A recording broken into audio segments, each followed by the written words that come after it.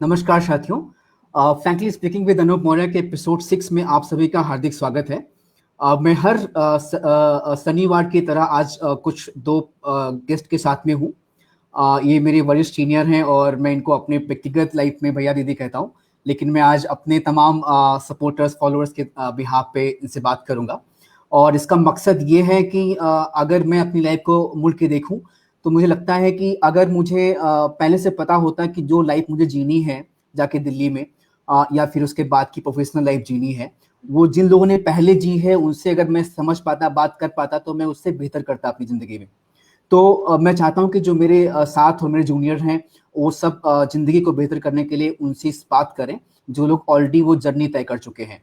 इसी जो है श्रृंखला में हम लोगों ने लास्ट 5 एपिसोड में पॉलिटिशियंस, लॉ एक्सपर्ट, ब्यूरोक्रेट सबसे बात किया है और आज एक बहुत अलग तरह का जो है कि गेस्ट हमारे साथ में है। मैं स्वागत करता हूँ आप दोनों का, प्रभांशु जी और श्वेता जी। Thank you. बहुत धन्यवाद। बहुत खुशी की बात है कि आप लोग आ पाए अपने बिजी शेड्यूल से टाइम निकाल कर, और काफ़ी जनता जुड़ चुकी है, लोग हमें देख रहे हैं। सभी लोगों का थैंक यू, आप लोग जुड़ रहे हैं। जिन लोगों को लगता है कि ये प्रोग्राम जो है लोगों को हेल्प कर सकता है, वो आप लोग प्लीज़ अपने अपने वॉल पर, अपने अपने ग्रुप्स में शेयर कर दीजिए, जिससे कि लोग जुड़ के इसको देख सके। मैं अपनी बात शुरू करता हूँ प्रभांशु जी से। प्रतापगढ़ में शुरुआत किया आपने, और जो है मैं समझ पा रहा हूँ कि जो है प्रतापगढ़ और उसके बाद में दिल्ली आना, बीच में इंजीनियरिंग की तरफ रुख करना, उसके बाद में फिर हिंदी साहित्य की पढ़ाई करना जो है केएमसी से, दिल्ली यूनिवर्सिटी से, और उसके बाद में जो है इन सारे उसमें मैं चाहूंगा कि थोड़ा सा आप अगर ब्रीफली अपने बारे में बताएं कि जो है आपका परिचय क्या है। जी, तो मेरा नाम प्रभांशु है, जैसा कि अनूप ने आप सबको बताया ही। मेरा जन्म प्रतापगढ़ में हुआ। प्रतापगढ़ उत्तर प्रदेश का जिला है, इलाहाबाद से सटा हुआ। तो वहीं मेरी जो शुरुआती शिक्षा हुई, जो शुरुआती मेरी पढ़ाई लिखाई हुई, वो गांव में ही हुई। घर से ही थोड़ी दूर पे एक छोटा सा विद्यालय था, वहीं पे मेरी पढ़ाई लिखाई हुई। उसके बाद 8वीं क्लास के बाद जो मेरी शिक्षा है, मेरे गांव से 40 किलोमीटर दूर सरस्वती विद्या मंदिर है। और छोटी सी बात और शेयर करना चाहूंगा कि नवोदय में जाने का मेरा भी सपना था, क्योंकि नवोदय अपने आप में एक बहुत बड़ा संस्थान है। शिक्षा और सेवा के जिस भाव से नवोदय पूरे देश को एक रखता है, वो वाकई काबिले तारीफ है। तो लेकिन नवोदय में मेरा सिलेक्शन नहीं हो सका। वो बहुत मेधावी लोग होते हैं जो नवोदय पहुंच पाते हैं, और सौभाग्यशाली भी मैं कहूंगा। तो विद्या मंदिर, उत्तर यूपी बोर्ड में मैं देखता था कि विद्या मंदिर में, मैं अखबारों को जब देखता था, जब 10वीं 11वीं के रिजल्ट आते थे, तो विद्या मंदिर का बहुत अच्छा रिजल्ट रहता था। तो मैंने ये जिद ठानी कि मुझे सरस्वती विद्या मंदिर में ही पढ़ाई करनी है। तो मेरे घर में, क्योंकि 40 किलोमीटर दूर स्कूल था, तो घर में सब लोग बहुत घबरा से गए कि उनकी नजर में तो हम छोटे बच्चे ही थे। आज हम भी जब 8वीं क्लास के किसी बच्चे को देखते हैं तो हमें बच्चा ही लगता है, लेकिन उस समय मुझे लगता था कि मैं बहुत मैच्योर हो गया हूँ। मम्मी मेरी इस जिद के साथ थी, तो विद्या मंदिर में मैंने एडमिशन लिया। तो लगभग 40 किलोमीटर साइकिल से जाना, विद्या मंदिर फिर आना, इस बीच तमाम रास्ते के अनुभव और अनुशासन इतना कि भले ही मैं 40 किलोमीटर दूर से जाता हूँ, अगर 5 मिनट लेट हुआ तो कॉलेज में एंट्री, स्कूल में एंट्री मुझे भी नहीं थी। विद्या मंदिर का ऐसा अनुशासन था। तो बहुत ही अच्छा अनुभव रहा। 4 साल मैंने विद्या मंदिर में गुजारे, वहां पर रहकर घर से आना जाना, पढ़ाई लिखाई। तो एक अनुशासन, एक जीवन के प्रति एक नई सोच, अपने संस्कृति के प्रति एक नई सोच मुझे वहां से मिली। तो ये मेरी अनूप शुरुआती पढ़ाई लिखाई रही। और घर की यही, मेरा घर पुरोहितों का घर है, तो फैमिली बिजनेस नहीं कहेंगे, एक जिससे जीवन निर्वाह के लिए जो चाहिए वो इसी पुरोहिती से ही, हमें अर्थोपार्जन भी पुरोहिती से ही हमारे घर का चलता था। तो यही घर का आधार रहा, और थोड़ा बहुत कृषि। बहुत बहुत धन्यवाद बताने के लिए। मैं सबको बताना चाहता हूँ बहुत ही प्राउड से कि जो है दिल्ली विश्वविद्यालय के किरोड़ीमल कॉलेज से भैया ने पढ़ाई किया है, प्रभांशु जी ने और श्वेता जी ने भी अपने यूजी के प्रोग्राम के टाइम में। इसके बारे में और बात करेंगे, मगर मैं बताऊं संक्षिप्त में कि जो है शुरुआत में एक सामान्य जो है शुरुआत प्रतापगढ़ में होने के बाद में, जहाँ से अमिताभ बच्चन आते हैं, और उसके बाद में जिस कॉलेज में अमिताभ बच्चन जी पढ़े वहीं पर प्रभांशु जी ने पढ़ाई की। और कुछ आप कह रही है श्वेता जी? नहीं नहीं, मैं सुन रही थी। अच्छा, मैं आपका अभी आ रहा हूँ जल्दी से। हाँ हाँ। किरोड़ीमल कॉलेज से लेकर के जो है जहां जहां भी जो है प्रभांशु गए, वहां वहां पर जो है राजनीति, जो छात्र राजनीति थी, वहां पर बदलाव के लिए काम करना और छात्रों की बातों को ले जाके प्रशासन के सामने रखना। मुझे याद है जो भीमसेन सर से आपके जो है संबंध थे कॉलेज के बदलाव के लिए, और तमाम सारी यादें हैं जो जो सीखा है हम लोगों ने। बहुत सारे लोग देख रहे हैं जो कि कॉलेज में आपके जूनियर थे और आपके साथ में थे, तो सबका बहुत बहुत स्वागत है। मैं आपके पास आऊंगा, बहुत सारी बातें करनी है आपसे, लेकिन श्वेता जी आपका स्वागत दोबारा कर रहा हूं मैं। बहुत इंटरेस्टिंग है जानना कि मिर्जापुर से पढ़ाई आपकी 12वीं की हुई और फिर बनारस में आपने डॉक्टरी की मेडिकल की तैयारी के लिए थोड़ा समय बिताया। उसके बाद में लाइफ साइंसेस की पढ़ाई के लिए किरोड़ीमल कॉलेज में दाखिला लिया, और वहां पर ना सिर्फ साइंस की पढ़ाई लाइफ साइंस में के डिपार्टमेंट में, बल्कि साथ में डिबेटिंग में बहुत सारा किया आप दोनों लोगों ने इनफैक्ट। और ना ही सिर्फ किया बल्कि बहुत लोगों को सिखाया भी डिबेटिंग। मेरे बहुत सारे साथी जो डिबेटर हैं वो आपकी वजह से हैं, आप लोगों की वजह से हैं। तो जो है इतना कुछ बदलाव, उसके बाद में फिर आपका एमए करना जो है, एमएससी करना एंथ्रोपोलॉजी में, उसके बाद में फिर अभी जो आप काम कर रही हैं, रिसर्च कर रही हैं दिल्ली स्कूल ऑफ इकोनॉमिक्स से, उसमें आप दिल्ली में डेंगू का कैसे रोकथाम और कैसे रिसर्च और बिहेवियरल पर्सपेक्टिव, और जो मुझे याद है आपने कहा था कि स्टार्टिंग जो साइंस का था, फिर यहाँ पे सोशल साइंसेस को फ्यूज करना साथ में, और थोड़ा सा तो काफी इंटरेस्टिंग है जानना हम सबके लिए कि जो है शुरुआती ये जो इतने बदलाव आए, अभी आप जब लुक बैक करती हैं तो आपको क्या लगता है आपका जो चयन था दिल्ली आने का, और उससे क्या बदलाव आया? हम्म। तो अनूप, सबसे पहले तो थैंक यू। बहुत आई थिंक बहुत इंटरेस्टिंग फॉर्मेट है, और हम लोगों को इस तरह से अपने खुद के डिसीजन, अपनी पढ़ाई और अपनी लाइफ को देखने का मौका मिल रहा है इस बहाने। तो शुरुआत मेरी भी लगभग प्रभांशु जैसी ही है। तो मैं मिर्जापुर से हूँ, वहीं पर पली बड़ी हूँ। और वहाँ पे मैं भी वहाँ पे एक स्कूल में, हिंदी मीडियम स्कूल में 12वीं तक पढ़ाई हुई है। और साइंस से थी, पढ़ने में मैं हमेशा से अच्छी थी। तो मेरी मम्मी भी स्कूल टीचर थी, पापा बिजनेसमैन है। तो जैसा वहाँ होता है कि जो भी पढ़ने में अच्छा होता है वो साइंस लेता है। एक परसेप्शन बना हुआ है कि जो पढ़ने में अच्छा होता है साइंस लेता है। लड़के इंजीनियरिंग की तैयारी करते हैं, लड़कियां मेडिकल की तैयारी करती हैं ज्यादातर। तो मैं भी मेडिकल की एंट्रेंस की तैयारी कर रही थी, और उसके लिए बनारस गई मैं 1 आध साल के लिए। तो और ये बहुत सौभाग्य की बात है कि मेरा मेडिकल में नहीं हुआ। मेरा प्री निकला है आईआईटीएमटी में और मेंस नहीं निकला। तो ये बहुत अच्छा हुआ। मतलब अब मुझे लगता है, उस वक्त नहीं लगता था। तो वो मुझे लगता है कि ये भी हमको सोचना बहुत जरूरी है कि हमारा फेलियर जो है वो कभी कभी हमारे लिए ऐसे रास्ते खोल देता है जो हम पहले से नहीं सोचते हैं। तो हमारी सोच बस यही थी, मतलब जो अच्छा होता है वो मेडिकल इंजीनियरिंग की तैयारी करता है, और बस यही होता है। तो और फिर मेरा जो है गैप ईयर हो चुका था, और यूपी के ज्यादातर कॉलेजेस जो है वो गैप ईयर नहीं लेते हैं। मैंने दिल्ली विश्वविद्यालय के बारे में पढ़ा था कि उनको गैप ईयर से कोई फर्क नहीं पड़ता है। मैं बस यही पढ़ करके चली आई थी। तो उस वक्त भी मेरा शायद ख्याल था कि शायद मेडिकल की एंट्रेंस देती रहूंगी, क्योंकि प्री में हो चुका था, मेंस में मेरा बहुत कम मार्क्स से रुका था। तो लाइफ साइंस में एडमिशन लिया था मैंने किरोड़ीमल में। और कोर्स भी अच्छा था, टीचर्स भी अच्छे थे ज्यादातर। लेकिन जो सबसे ज्यादा इम्पैक्ट था वो डिबेटिंग सोसाइटी का था, कि जब डिबेटिंग सोसाइटी ज्वाइन की और वहां पर आप इतने तरह के लोगों से मिलते हो। और केएमसी डिबेटिंग सोसाइटी की खास बात ये थी कि 2 लैंग्वेजेस में वहां पर डिबेट होती थी, हिंदी में भी इंग्लिश में भी। तो हम लोग दोनों लैंग्वेज के लोगों से सीख सकते थे, और दोनों लैंग्वेज की डिबेट में कोशिश कर सकते थे कम से कम करने की काम। तो वो मुझे लगता है कि वो बहुत वो एक एक्सपीरियंस था जिसने हमको सिखाया कि लाइफ में मतलब पढ़ाई, मेडिकल इंजीनियरिंग के अलावा भी बहुत कुछ होता है। तो उसके बाद हाँ, एमएससी मेरा ट्रेजेक्टरी थोड़ा ऐसा रहा। डिबेटिंग सोसाइटी के बाद में आने के बाद खासतौर पर मुझे लगा कि सोशल साइंस की तरफ जाते हैं। लेकिन एंथ्रोपोलॉजी और फिर डी स्कूल में जिस तरह की ट्रेनिंग है, वहां लगा कि नहीं, फिलोसफी ऑफ साइंस या मेडिकल एंथ्रोपोलॉजी, इन तरह के डिसिप्लिन में भी हम काम कर सकते हैं, जिसमें हम दोनों तरह के इंटरेस्ट को मिला सके, साइंस को और सोशल साइंस को। तो अभी फिलहाल जो मेरा प्रोजेक्ट है, पीएचडी कर रही हूँ मैं, अभी भी 2 साल कंप्लीट हुए मेरे। फील्ड वर्क लगभग कर चुकी हूँ।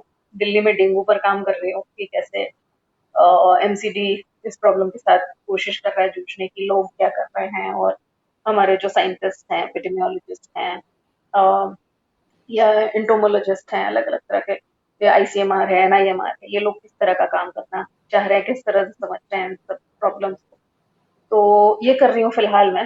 तो मेरी अपनी ट्रेजेक्टरी का, मेरे फेलियर्स का खास बहुत इम्पोर्टेंस है यहाँ तक पहुँचाने में।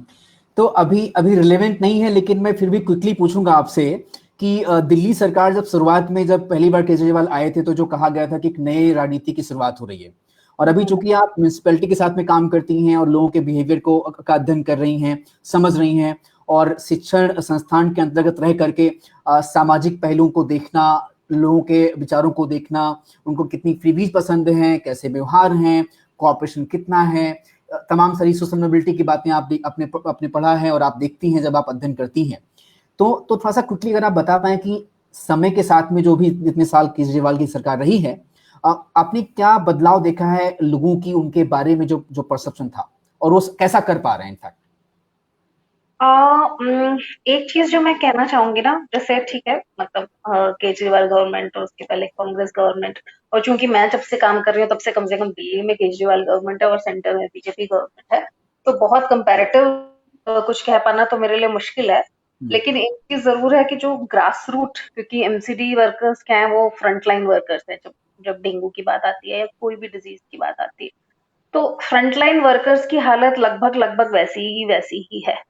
जो उनकी बातों से मैं जान पा रही हूँ कि वो लगभग 97-98 में एक पहला मेजर डेंगू आउटब्रेक आया था। उसके बाद जो है डेंगू के लिए खास तौर पर कर्मचारियों की नियुक्ति की गई थी, लेकिन वो तब से आज तक परमानेंट नहीं हुए हैं।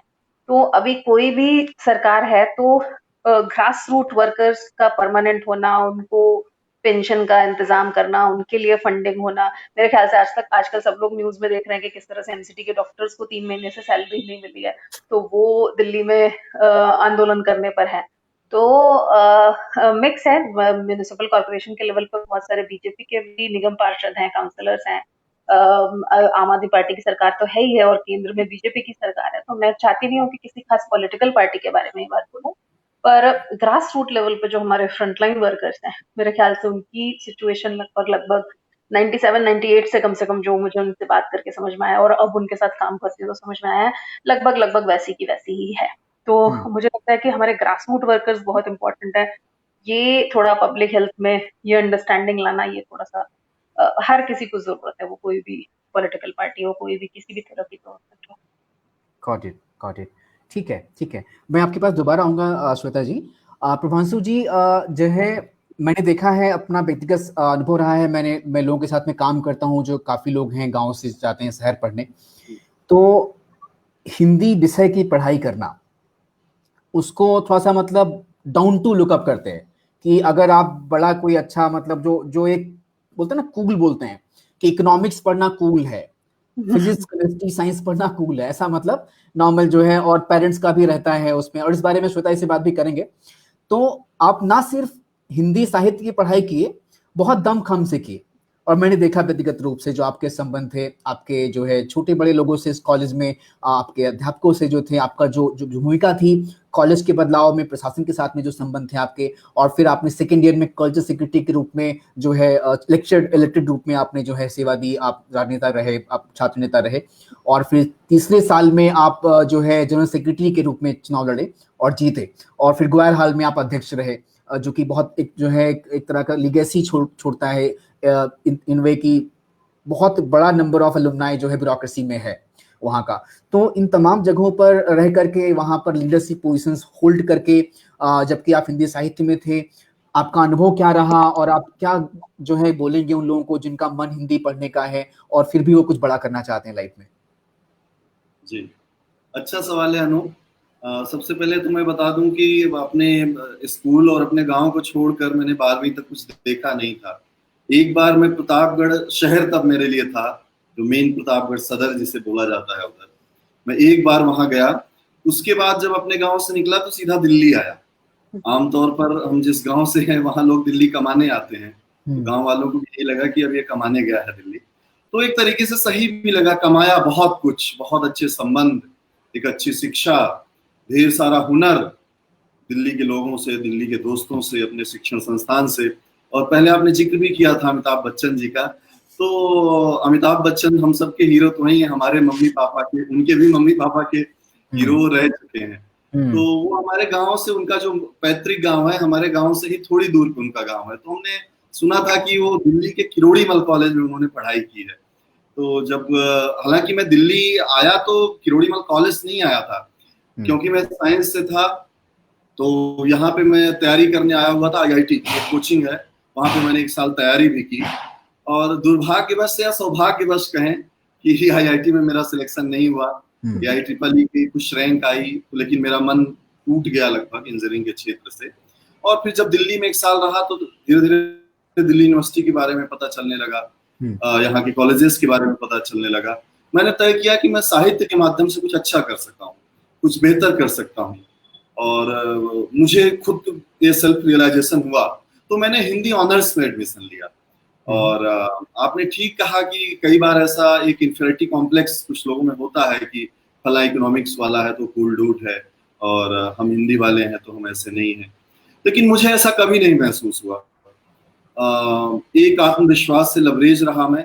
हाँ, जो भी झिझक थी, कई बार कुछ ऐसे चीजें थी, श्वेता जैसे मित्र और सीनियर मिले जिन्होंने दूर किया। जैसे मैं आपको बताऊं कि मैं अपनी स्कूल लाइफ में कभी लड़कियों से मेरा इंटरेक्शन नहीं रहा था, लड़कियां मेरी दोस्त नहीं रही थी। तो श्वेता जी तो डिबेटिंग पार्टनर रही मेरी। तो मैं पहली बार मिला तो बहुत झिझका कि इन लोगों से बात करूंगा तो ये लोग बुरा तो नहीं मान जाएंगे, ये क्या सोचेंगे हमारे बारे में, ये लड़का अच्छा नहीं है। लेकिन बाद में ढेर सारे हंसी मजाक, ढेर सारे डिबेट साथ करना, और उस डिबेट से एक लर्निंग।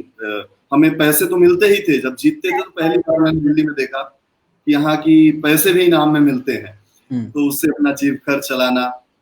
फिर जो है चुनाव की बात आपने की ही, जब शुरू में आया तो ऐसा कुछ मन में नहीं था कि कॉलेज में चुनाव लड़ना है या कुछ ऐसा है। फिर तो वही होता है कि जब आपका एक सपना होता है तो कहते हैं ना, पूरी कायनात लग जाती है उसे पूरा करने के लिए। फिर वहाँ हॉस्टल में रहा, हॉस्टल के अच्छे दोस्त मिले, कॉलेज के अच्छे सीनियर्स, अच्छे अध्यापक मिले। और जैसा कि श्वेता जी बता भी रही थी, हमारी डिबेटिंग सोसाइटी, मैं आज जीवन में जो कुछ हूँ मैं अपनी डिबेटिंग सोसाइटी को उसका श्रेय देना चाहता हूँ कि हमने बहुत कुछ सीखा। जैसे इन्होंने बताया कि हिंदी और इंग्लिश वाले साथ साथ रहते थे, कभी ऐसा नहीं लगा कि ऐसा कोई बंटवारा हो कि इंग्लिश वाले सुपीरियर हैं, हिंदी वाले इंफीरियर हैं। हमारे लिए सीनियर होते थे, जूनियर होते थे, बैचमेट, तो हिंदी और इंग्लिश वाले नहीं होते थे। और एक बहुत अच्छी ट्रेनिंग मिली हमें बोलने की, तर्क क्या होता है, तर्क को हमने जीना सीखा सामान्य जीवन में। मैं आपको बताऊं कि मैं जब डिबेट करना शुरू किया तो पहली डिबेट तो मैं जीता, लेकिन उसके बाद 16-17 डिबेट लगातार हारा। फिर मैंने एनालाइज किया कि डिबेट बोलना नहीं होता है, डिबेट बकना नहीं होता है, एक सांस में गए और बक दिए। तर्क वैसे सामान्य नहीं है, तर्कों की एक साधना होती है।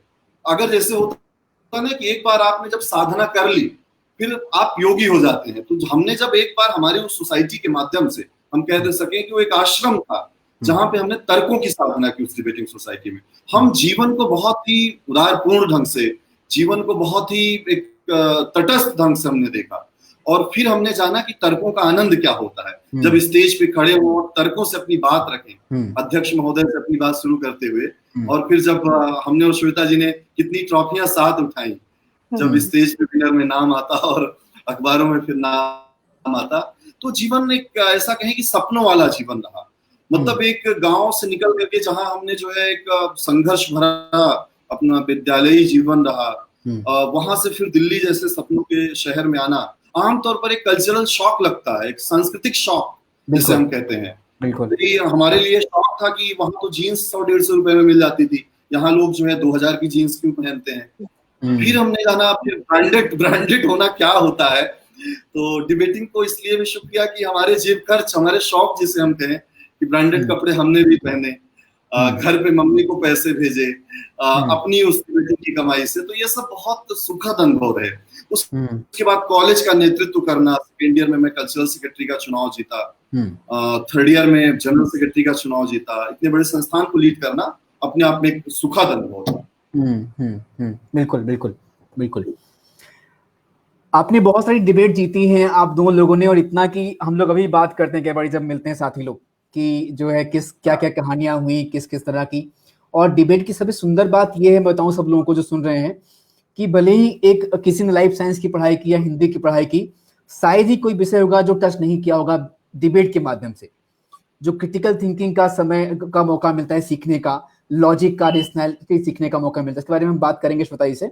लेकिन अनूप, मैं थोड़ा सा रोकना चाहूंगा। तो आपने सही किया, हमारे डिबेट में भले मैं हिंदी का था, हमने साइंस पे भी बात की, हमने दुनिया के हर विषय पे बात की। मुझे निदा फाजली का एक शेर याद आता है कि कभी कभी हमने अपने जी को यूं ही बहलाया है, जिन बातों को खुद ना समझे औरों को समझाया है। क्या बात है, बहुत सुंदर। तो ये जो है हम लोग एक जो है साथियों अनस्क्रिप्टेड इनफॉर्मल बातचीत कर रहे हैं, और इसका सिर्फ और सिर्फ मकसद है कि हम जुड़ पाएं। लॉकडाउन में जो फर्स्ट कम्युनिकेशंस, कन्वर्सेशंस, मीटिंग्स कम हुई हैं हम लोगों की, जो लोग नॉर्मली पब्लिक लाइफ में एक्टिव रहते हैं, मिले और जो है लोगों से संपर्क रहे हमारा, और जिन लोगों ने यात्रा तय की है एक सफलता, वो उनसे सीख करके लोग अपने जीवन को बेहतर कर सके। अब चूंकि ये इनफॉर्मल और जो है बातचीत है, अब चूंकि आपने इतनी बात की अमिताभ बच्चन की, तो अगर शाहरुख खान सुन रहे होंगे तुमको बुरा लगेगा, अगर लाइव सुन रहे होंगे तो बताऊं मैं कि जो है प्रभांशु जी जो है अभी हंसराज कॉलेज में पढ़ रहे हैं, जहाँ पे जो है शाहरुख खान ने जहाँ से पढ़ाई की है वहाँ पढ़ा रहे हैं, वहाँ पे हिंदी साहित्य के प्रोफेसर हैं। और हाँ श्वेता जी, आप बताइए क्या कह रही है। मेरा और प्रभांशु दोनों का ही मास्टर्स का एडमिशन जो है हंसराज में है। तो ग्रेजुएशन और मास्टर्स तब तक हम लोग साथ ही साथ रहे हैं। तो मेरा भी जो एंथ्रोपोलॉजी डिपार्टमेंट है, वैसे पर कॉलेज एडमिशन जो है लेना होता है, तो हम दोनों का एडमिशन हंसराज पे ही है। वाह, बहुत बढ़िया है। अच्छा, एक चीज बताइए, आजकल जो है लॉकडाउन में लोग जो है, बहुत सारे लोग जो है एक के बाद एक जो है वेब सीरीज देख रहे हैं। बहुत लोगों ने कहा कि मिर्जापुर 2 कब आएगा। तो आप मिर्जापुर से आए, श्वेता जी से पूछिए, क्या मिर्जापुर सच में ऐसा है? अभी क्या है ना कि जब मैं मिर्जापुर से, मतलब अब 2009 में बीएससी में एडमिशन लिया था मैंने, मैं जब यहाँ आई थी तो लोग मिर्जापुर नहीं जानते थे। जब मुझसे पूछते आप कहाँ से, मैं बोलती थी मिर्जापुर, तो पूछते थे वो कहाँ से है, तो मुझे बताना पड़ता था कि वो इलाहाबाद बनारस के पास में है। तो मेरे ख्याल से मिर्जापुर टीवी सीरीज ने एक काम किया है कि शहर में जगह जगह मिर्जापुर लिखा हुआ है। लेकिन उससे एक चीज ये भी हुई है कि मुझे याद है अभी हाल में मैं कैब में जा रही थी कहीं पे, तो वो मैं घर पे किसी से बात कर रही थी, तो उसको समझ में आ गया कि वो मैं मिर्जापुर से हूँ, और वो बार बार मुझे पीछे वो मुझे बहुत डरी हुई नजर से बार बार पीछे देख रहा था कि ये मिर्जापुर वो वही वाला मिर्जापुर। मैंने कहा हाँ वही मिर्जापुर। तो कहते हैं कि अच्छा वहां पे क्या सच में लोग ऐसे होते हैं। तो वो रास्ते पर बेचारा बहुत डरा हुआ था मुझसे कि ये तो मेरे ख्याल से दोनों ही चीजें, एक तो फेमस हो गया शहर, और दूसरा ये है कि उसकी एक खास तरह की इमेज बन गई है। पर खैर कोई, वो फिल्म मेकर की अपनी मतलब वो होती है, वो क्या दिखाना चाहते हैं। पर मेरे ख्याल से छोटे शहरों की एवरीडे लाइफ में बहुत कुछ है, खासकर तो पूर्वांचल में। तो पूर्वांचल को खाली मुझे लगता है कि अदर टीवी सीरियल्स ने वॉयलेंस के लिए फेमस कर दिया है, पर मेरे ख्याल से प्रभांशु भी ये चीज कहेंगे, पूर्वांचल में बहुत कुछ है, साहित्य है, साहित्य के इतने सारे लोग दिए पूर्वांचल ने, खासतौर साहित्य से हैं, तो साहित्य के इतने सारे लोग दिए हैं। और जो रोजाना की जिंदगी में बहुत सारी छोटी बड़ी बातें हैं जो मुझे लगता है कि उन पे भी बनना चाहिए। ये नहीं कि वायलेंस पे नहीं कुछ बनना चाहिए। ऑफ कोर्स फिल्म मेकर बहुत फिल्म बनाने की आजादी होनी चाहिए, पर और भी बहुत कुछ है मिर्जापुर में, जितना मिर्जापुर टीवी सीरीज में दिखाया गया है उसके अलावा भी। ठीक है। तो श्वेता जी, जब आप पीछे मुड़ के देखती हैं, और चूंकि ये अच्छा मिक्स है कि जो है आपको साइंस करना था, फिर आपने मेडिकल नहीं किया बट साइंस किया आकर के, और फिर डिबेटिंग में जो है तमाम सारे मुद्दों पर बात किया, यही आपका भी प्रॉन्सो जी है। तो फिर जो है अभी एंथ्रोपोलॉजी और जो है ये रिसर्च डिग्री पे काम करना, तो और आपने भी प्रॉन्सो जी कहा कि सौभाग्य से नहीं हुआ साइंस में, तो ये जो है आपका क्या मतलब है कहने का? एक तो चूंकि बहुत दिक्कत होती है हम लोग को साइंस का चुनाव करने, बताऊं मैं आपको, अगर नंबर गलती से अच्छे आ रहे हैं और टॉपर हैं आप, तो फिर ये तो मतलब बहुत बड़ा कांड हो गया अगर आपने जो है साइंस नहीं लिया तो पापा मम्मी मानते ही नहीं है। तो ये जो है जो डाउन टू देखा जाता है नॉन साइंसेस को, उसके बाद में भी आपने नॉन साइंस को आपने बोला कि सौभाग्य से वो आप पढ़ पाए। तो जो आपका जो है पॉइंट ऑफ व्यू है, जो हॉराइजन है सोचने का, समझने का, वो आर्ट्स, ह्यूमैनिटीज, हिंदी साहित्य, ये सब पढ़ने के बाद में अलग से समझ पाते हैं? क्या अलग है साइंस के का शख्स जब सोचता है उस चीज के बारे में और नॉन साइंस का सोचता है तब? और कहने कहीं मैं ये कह रहा हूँ कि जो है ये साइंस और आर्ट्स का के बारे में जो है क्या जो लोग चॉइस करना चाह रहे हैं उनके लिए आपके पास क्या है बताने के लिए? मैं हाँ, पहले आप बता दिए श्वेता जी। अच्छा, मेरे ख्याल से एक तो जो बात मुझे कम से कम अपने पूरे 10 साल अब दिल्ली में हो गए हैं, तो जो ये 10 साल के दौरान मुझे जो बात समझ में आई अपनी एकेडमिक जर्नी से भी और दिल्ली में रह करके भी, कि साइंस और सोशल साइंस का जो हमने इतना कट्टर जो डिवीजन बना रखा है उससे नुकसान ज्यादा होता है, फायदा बहुत कम होता है। और खास तौर पे साइंस के स्टूडेंट्स का ज्यादा नुकसान होता है, क्योंकि मैं जब लाइफ साइंस में थी ग्रेजुएशन में, तो शायद मैं लाइफ साइंस से के एक ही लड़की थी डिबेटिंग सोसाइटी में, लाइफ साइंस से एक ही स्टूडेंट थी डिबेटिंग सोसाइटी में, मुझे जहां तक याद है।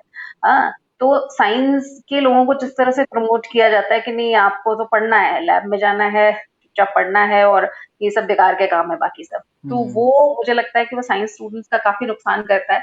और इसी संदर्भ में मैं कह रही हूँ, मेरे ख्याल से प्रभांशु भी कहना चाहेंगे कि इसी संदर्भ में हम लोग कहना चाह रहे हैं कि ये बहुत सौभाग्य रहा कि हमारा साइंस में नहीं हुआ है आगे, या मेडिसिन में नहीं हुआ।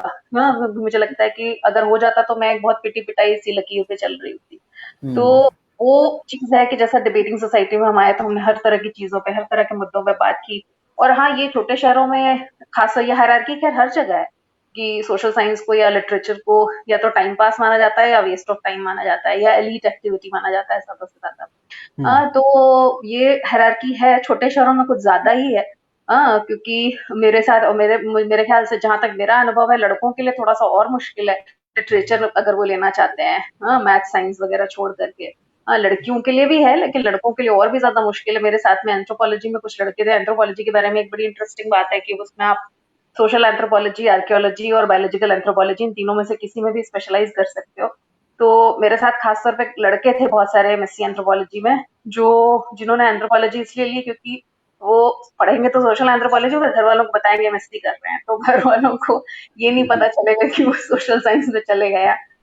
तो लड़कों के लिए खासतौर पे बड़ा मुश्किल था कि लिटरेचर फील्ड में जाए, या हमारे डिबेटिंग सोसाइटी में एक सीनियर थे हमारे, वो इंजीनियरिंग कॉलेज से भाग करके आए थे फिर, लेकिन उनको उनके मम्मी पापा ने लिटरेचर तो भी नहीं लेने दिया। उन्होंने घर पे बोला कि अच्छा चलो हम इकोनॉमिक्स पढ़ लेते हैं।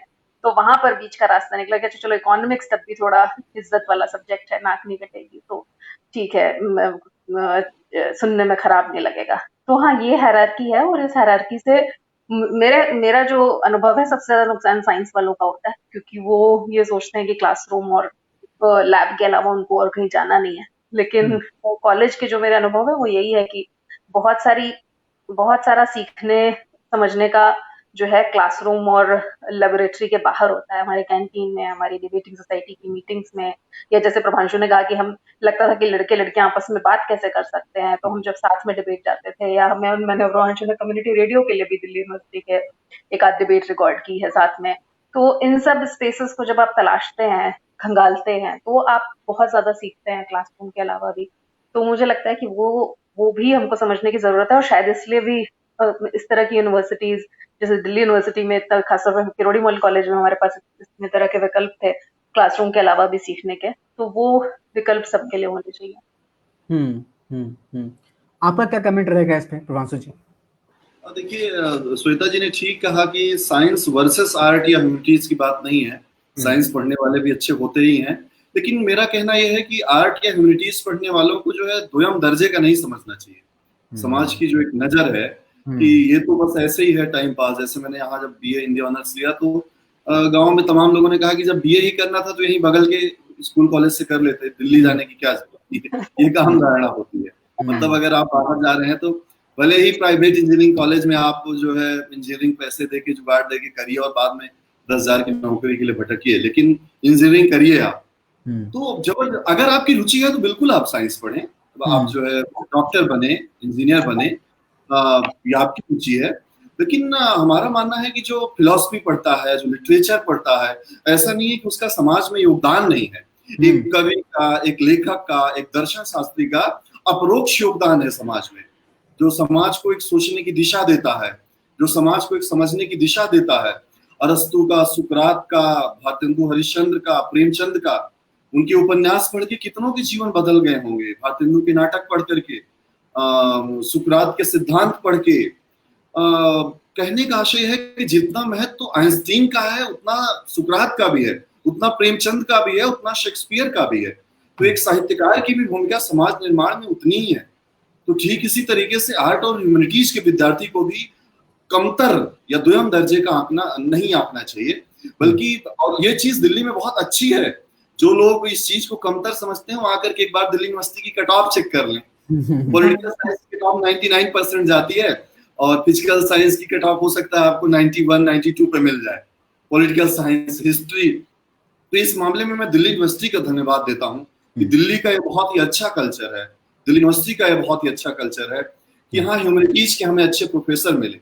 और सिर्फ क्लासरूम लर्निंग नहीं कि सिर्फ क्लास में गए, हमने क्लास से ज्यादा क्लास के बाहर सीखा, चाहे वो डिबेटिंग हो, चाहे वो ड्रामा हो, जो अलग अलग। ऐसा नहीं था कि हम किरोड़ी मल के थे तो सिर्फ किरोड़ी मल के हैं, हमें हर कॉलेज अपना ही लगता था। मिरांडा हाउस की डिबेट जीतना, फिर किसी और कॉलेज जाना, हर कॉलेज में हमने दोस्त बनाए। तो जैसे श्वेता जी ने भी कहा भी कि हमने केएम से शुरू किया, फिर हंसराज में हम गए, अमिताभ जी के यहाँ भी रहे, शाहरुख खान के यहाँ भी गए। तो दोनों कॉलेज के बहुत अच्छे अनुभव रहे। आपका मिरांडा पहले क्यों नाम आया आपके मुंह से? मिरांडा वैसे लड़कों के लिए तो एक मिरांडा हाउस, तो अमिताभ जी भी अपने एक इंटरव्यू में बता रहे थे कि बस इस मिरांडा का जो बस स्टॉप है वहां घंटों बैठे रहते थे वो। तो काफी कुछ सिमिलर लग रहा है मुझे अमिताभ जी का और आपका। हाँ, मेरा खैर वो तो अमिताभ जी तो अमिताभ जी है। मिरांडा हो, एलएसआर हो, इसको लेकर के तमाम मजाक चलना, जैसे वहां किसी की दोस्त है तो उसको टोंट करना, तो ये एक सामान्य होता था यूनिवर्सिटी में। तो एक बहुत ही अच्छा और शानदार अनुभव रहा। तो मेरा यही कहना है कि अगर ह्यूमैनिटीज, आर्ट, इन सब में आपका बच्चा अच्छा कर रहा है तो बिल्कुल उसे मौका दें। दोस्तों, मैं अभी बात कर रहा हूँ प्रभांशु जी से और श्वेता जी से, जो कि अपने अपने क्षेत्र में लीडरशिप पोजीशंस होल्ड किए हैं, पढ़ाई की है अपने अपने जो है मनचाहे विषय में दिल्ली विश्वविद्यालय से, और यूपी के जो है ग्रामीण परिवेश से आते हैं और सामान्य मध्यवर्गीय परिवार से आते हैं। मैं बताऊं, अगर प्रभांशु जी की बात, तो करीबन 500-600 डिबेट जीत चुके हैं अलग अलग लेवल पर। श्वेता जी ने भी तमाम तरह की डिबेट्स में ना सिर्फ किया है, श्वेता जी बहुत सिलेक्टिव थी। जैसे होता है ना कुछ हीरो हीरोइन कि अगर फिल्म नहीं पसंद आई तो वो जो है फिल्म नहीं करते हैं, चाहे डायरेक्टर कहे कि भाई आप 1 अरब रुपए ले लो।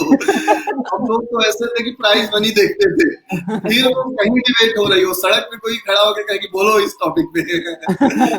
ये अच्छी बात भी थी। और श्वेता जी साइंस में थी तो थोड़ा लैब की भी व्यस्तता रहती थी। लेकिन जहाँ नहीं, वही है कि कम मैच खेले लेकिन जहाँ खेले वहां सेंचुरी ही मारी। तो बहुत ही बेहतरीन किया श्वेता जी ने, कम डिबेट किए। कितने पैसे आपने जो है कमाए इससे? ऐसा कोई कैलकुलेशन है नहीं। कमाई बहुत ज्यादा है, तो प्रभांशु से पूछना चाहिए तुमको ये सवाल, अगर लोगों को खासतौर पर डिबेट पे प्रोत्साहित करना है। भैया से ही पूछ रहा हूँ। तो अनूप ऐसे डिस्क्लोज तो नहीं कर सकते, नहीं इनकम टैक्स का छापा पड़ जाएगा।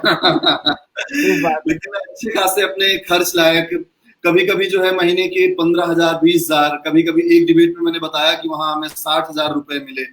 तो अपने जो शौक पूरे करने होते, कभी हम अपने उसी प्राइज मनी से घर पे पैसे भेज देते थे। तो एक मन को सुकून मिलता था कि हमने एक अच्छा कपड़ा अपने पैसे से खरीदा, हमने मम्मी के लिए साड़ी अपने पैसे से भेजी। तो एक बहुत ही अच्छा अनुभव होता था। तो ठीक ठाक प्राइज मनी भी मिली, ढेर सारी ट्रॉफियां, ढेर सारे सर्टिफिकेट, और सबसे बड़ी बात एक जीवन भर का हुनर। आज मैं असिस्टेंट प्रोफेसर हूँ और क्लास में जाता हूँ, वो डिबेट का ही आत्मविश्वास से जो बोलता है। मैं किसी इंटरव्यू में कभी हिचकता नहीं, सिलेक्शन हो ना हो वो अलग बात है, लेकिन मेरे अंदर एक आत्मविश्वास का जो निर्माण है, आत्मविश्वास खरीदा नहीं जा सकता और एक दिन में निर्मित भी नहीं किया जा सकता। उसके लिए एक साधना होती है। सूर्यकांत त्रिपाठी निराला की रचना है राम की शक्ति पूजा, जहां पे वो लिखते हैं कि शक्ति की करो मौलिक साधना। शक्ति जो है वो रेडीमेड नहीं होती है कि आप गए और जो दर्जी से कपड़े हम सिलवाते हैं और जो स्टोर से ले आते हैं, दोनों में बहुत अंतर होता है। तो रेडीमेड कंटेंट नहीं कि गूगल पे डाला और हम कंटेंट लेके बोला है। कैसे हम तर्क निर्मित करते हैं, इस चीजों को, इस प्रक्रिया को सीखना एक बड़ी बात है। बिल्कुल सही बात है। किसी भी क्षेत्र में अगर हम लोग काम कर रहे हैं जहाँ पे लोगों से जुड़ना है और लोगों से जुड़ के काम करना है, लोगों की लाइफ में कुछ तब्दीली लानी है, तो कम्युनिकेशन बहुत जरूरी है। तो वो जो आपने सीखा वो ऑब्वियसली काम आएगा। और रही बात जो आपने कहा डिस्क्लोज नहीं करेंगे, तो अभी लास्ट की डिबेट जो मैं देख रहा था, जो IDFC की डिबेट बॉम्बे की थी, तो उसमें आप लोग जो है अव्वल आए, तमाम जो है करीबन आई थिंक 1.5 लाख लोग ने शुरुआत में अप्लाई किया था, और उसमें जो है शॉर्टेस्ट होते होते जो आखिरी में 1000 लोग ने मुंबई में पार्टिसिपेट किया, उनमें से जो है आप अव्वल थे, उसमें करीबन 60,000 रुपए का प्राइज मनी था। तो आपका मैं फेसबुक प्रोफाइल दिख रहा था, आप जो है तमाम कैलाश खेर जी हो गए, सत्यार्थी जी हो गए, तमाम बड़े बड़े इंडिविजुअल्स और इंस्टीट्यूशंस के का हिस्सा से संबंधित रहे हैं, और अभी हिंदी साहित्य को पढ़ा रहे हैं हंसराज में, दिल्ली विश्वविद्यालय में, और इसके साथ में जो है छात्र नेता भी रहे हैं। इसके साथ में आपकी हॉबीज क्या हैं, क्या करने में मजा आता है, और क्या करते हैं आप? जैसे कि अनूप आपने बात की, आपने कैलाश खेर का जिक्र किया, कैलाश सत्यार्थी का जिक्र किया। लोगों के अपने ओपिनियन होते हैं। कुछ लोग कहते हैं कि भाई हम बड़े लोगों से क्यों मिले, या ऐसे लोगों से क्यों मिले, हम बड़े हो जाएंगे तो हमसे लोग मिलेंगे। मेरा ऐसा मानना नहीं है। मेरा मानना है कि जो लोग सफल लोग हैं, चाहे वो अच्छे गीतकार हों, चाहे अच्छे गायक हों, वो अच्छे कवि हों, वो नोबेल लॉरिएट हों, अच्छे नेता हों, मुझे उन सब लोगों से मिलना अच्छा लगता है। मैं जानना चाहता हूं कि कहाँ से उन्होंने शुरुआत की, उनके जीवन में क्या अच्छा है जो मैं खुद अपनाऊं और लोगों को बताऊं। इसीलिए मैं कैलाश जी से मिला। उनका संगीत मुझे लुभाता था, उनका संगीत एक आध्यात्मिक सुकून मुझे देता था। मैं कैलाश जी से मिला और मैंने ये जिद ठानी कि अनूप क्या जुड़े हुए हैं हमसे? मैंने ये जिद ठानी कि मुझे जो है कैलाश जी को लाइव सुनना है। मैंने उन्हें अपने हॉस्टल में बुलाया जहाँ पे लगभग 100 बच्चे रहते हैं। हमने वहां बुलाया, वहां बुला करके हमने सुना। हमने अपने पूरे कार्यक्रम को चाइल्ड प्रोटेक्शन को समर्पित किया। हमने कैलाश सत्यार्थी जी को बुलाया जो नोबेल लॉरिएट हैं। तो इस तरीके से हमें प्रेरणा मिलती है उन लोगों से सीखने की। जब हमें ऐसे सफल व्यक्तियों से मिलते हैं, उनके जीवन के अनुभवों को सुनते हैं, तो हमें ऐसा नहीं लगता है कि सिर्फ हम ही अकेले हैं जो संघर्ष कर रहे हैं। किसी एक व्यक्ति का संघर्ष कभी ऐसा नहीं होता है कि सिर्फ किसी ने संघर्ष किया है। सबके अपने संघर्ष होते हैं, सबकी अपनी कहानी होती है। कभी किसी की कहानी कोई सुनता है, जब वो प्लेटफॉर्म पे पहुंच जाता है, तो आज आपका ये बड़प्पन है कि आपने हमें और श्वेता जी को बुलाया कि हमारी उस यात्रा को आप सुने, आपने एक मंच दिया। तो अच्छा लगता है मतलब इन चीजों को। जहां तक हॉबी की बात है, तो अब तक लोगों को लग ही गया होगा डिबेटिंग की इतनी बार हम सबकी बातचीत हो चुकी है। अनूप फिर जुड़ चुके हैं। इतनी बार हम सबकी अनूप बात हो चुकी डिबेटिंग की। तो डिबेटिंग हॉबी है ही है। व्यक्तिगत जीवन में जब मैं अकेले होता हूँ, मुझे चुप रहना पसंद होता है। चुप होकर के अच्छी फिल्में देखना, अच्छी किताबें पढ़ना और अवधी कविताएं लिखना। अवधी भाषा मेरे ख्याल से जो मिर्जापुर वेब सीरीज है उसमें कहीं कहीं आती है, और श्वेता जी मेरे ख्याल से परिचित होंगी अवधी गोनई से। तो एक अवधी भाषा में मुझे बातचीत करना, अपने माँ से अपने घर पे अवधी भाषा में बातचीत करना मुझे बहुत अच्छा लगता है, एक सुकून देता है। इवन मैं घर पे अब दिल्ली रहते लगभग 10-11 साल हो गए, मैं जैसे खड़ी हिंदी कभी बोल देता हूँ तो दादी डांटती हैं, कहती हैं कि 4 दिन का सहार क्या आ गए, अंग्रेजी बोलने लगे। खड़ी हिंदी को अंग्रेजी कहती हैं वो।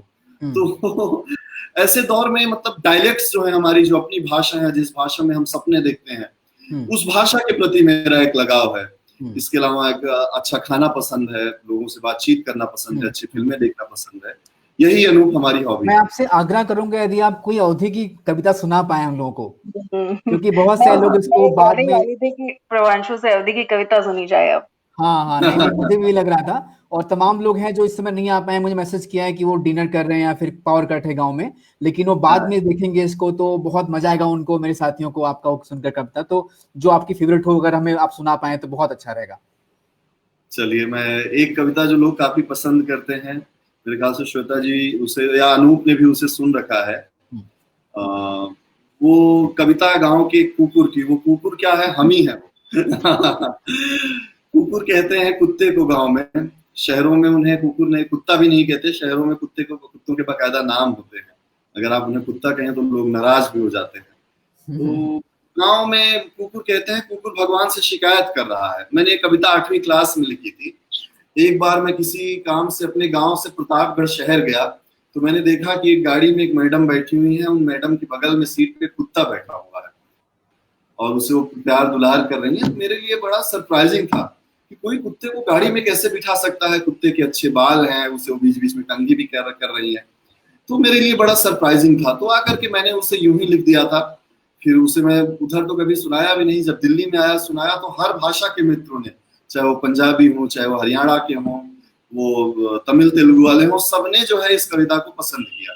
वो कविता आप लोगों को भी मैं सुनाता हूँ। गांव के कुत्ते की जो है भगवान से शिकायत है कि एक तो आपने कुत्ता बनाया, ऊपर से देसी बनाया, कि कुकरों बनाया तो देसी बनाया, कि कुकरों बनाया तो देसी बनाया, देहादंड हमका ना बेसी बनाया। बेसी मतलब अधिक। कि कुकरों बनाया तो देसी बनाया, देहादंड हमका ना बेसी बनाया। दुआरे पे क्योंकि जो भूले उसे बैठी, दुआर मतलब दरवाजा होता है, कि दुआरे पे क्योंकि जो भूले उसे बैठी, मिले दंड ऐसा की घंटन में ऐठी। ऐठना मतलब होता है परेशान होना। गांव में जब किसी को कोई काम नहीं होता है तो डंडा उठाया और कुत्ते को मार दिया। ऐसे ही कोई मतलब नहीं, बस मार देना है कुत्ते को। कि दुआरे पे क्योंकि जो भूले उसे बैठी, मिले दंड ऐसा की घंटन में ऐठी। रहा है पेट सप्ता, सप्ता मतलब भूखा पेट, कि रहा है पेट सप्ता तो आंसू बहाई, कभो सूख रोटी का झटकी। झटकना मतलब होता है छीनना। गांव में होता है कुत्ते चूल्हों से रोटियां छीन ले जाते हैं। कि रहा है पेट सप्ता तो आंसू बहाई, कभो सूख रोटी का झटकी लहाई। क्या सुस्त हमका ले जी, क्या सुस्त हमका नवेसी, तेज दौड़ने वाला, क्या सुस्त हमका नवेसी बनाया, और कुकुरों बनाया तो देसी बनाया। अगली पंक्तियां हैं जहां पर अपने भैया से अपनी वो तुलना कर रहा है। मैंने बताया कि जिसके तमाम नाम होते हैं, टॉमी, सेरा, क्या क्या अलग अलग नाम होते हैं। कि भैया का देखा कि गाड़ी में घूमा है। तब वो मैंने दिल्ली शहर के कुत्ते को नहीं देखा था, तब तो प्रतापगढ़ शहर और प्रतापगढ़ गांव वाला ही कुत्ता था। कि भैया का देखा कि गाड़ी में घूमा, चले चाय ब्रेड रोज मस्ती में झूमा। भैया का देखा कि गाड़ी में घूमा, चले चाय ब्रेड रोज मस्ती में झूमा। वो मलकिन के संग रोज एसी में सोए, वो मलकिन के संग रोज एसी में सोए, और बाल का अपने शैम्पू से धोए। वो मलकिन के संग रोज एसी में सोए, और बाल का अपने शैम्पू से धोए। और अपने लिए कह रहा है कि न घर द्वार कोनो, न रोजी न रोटी, न घर द्वार कोनो, न रोजी न रोटी। अकेले झुराई बोर होना, अकेले झुराई तो रेही मलोटी। तू काहे का हमका मवेशी बनाया, और कुकुरों बनाया तो देसी बनाया। अंतिम पंक्तियां हैं जहां पे वो पूरी सत्ता को चुनौती दे रहा है। आमतौर पर मैं जिस धर्म से हूं, हिंदू धर्म में ये माना जाता है कि ब्रह्मा विष्णु महेश ने हमारी सत्ता का निर्माण किया। तो हमारा कुत्ता भी हमारे ही धर्म का होगा। तो वो भगवान को चुनौती दे रहा है कि अगर अब आप जो है मृत्युलोक में आए तो आपके साथ क्या आचरण करें। कि ब्रह्मा विष्णु जो भूले से आया, ब्रह्मा विष्णु जो भूले से आया, चली ना हिया तोहरी अब कोनो माया, चली ना हिया तोहरी अब कोनो माया। सबे दांत गोड़े में पैर, सबे दांत गोड़े में तोहरे गड़ाऊ काटेगा, सबे दांत गोड़े में तोहरे गड़ाऊ। ये आम आदमी की भी चुनौती समझ सकते हैं सत्ता के लिए। सबे दांत गोड़े में तोहरे गड़ाऊ, लगे 14 इंजेक्शन तो देखे जाओ। हाँ। जब ये कविता लिखी थी तब 14 ही इंजेक्शन लगते थे, आज तो शायद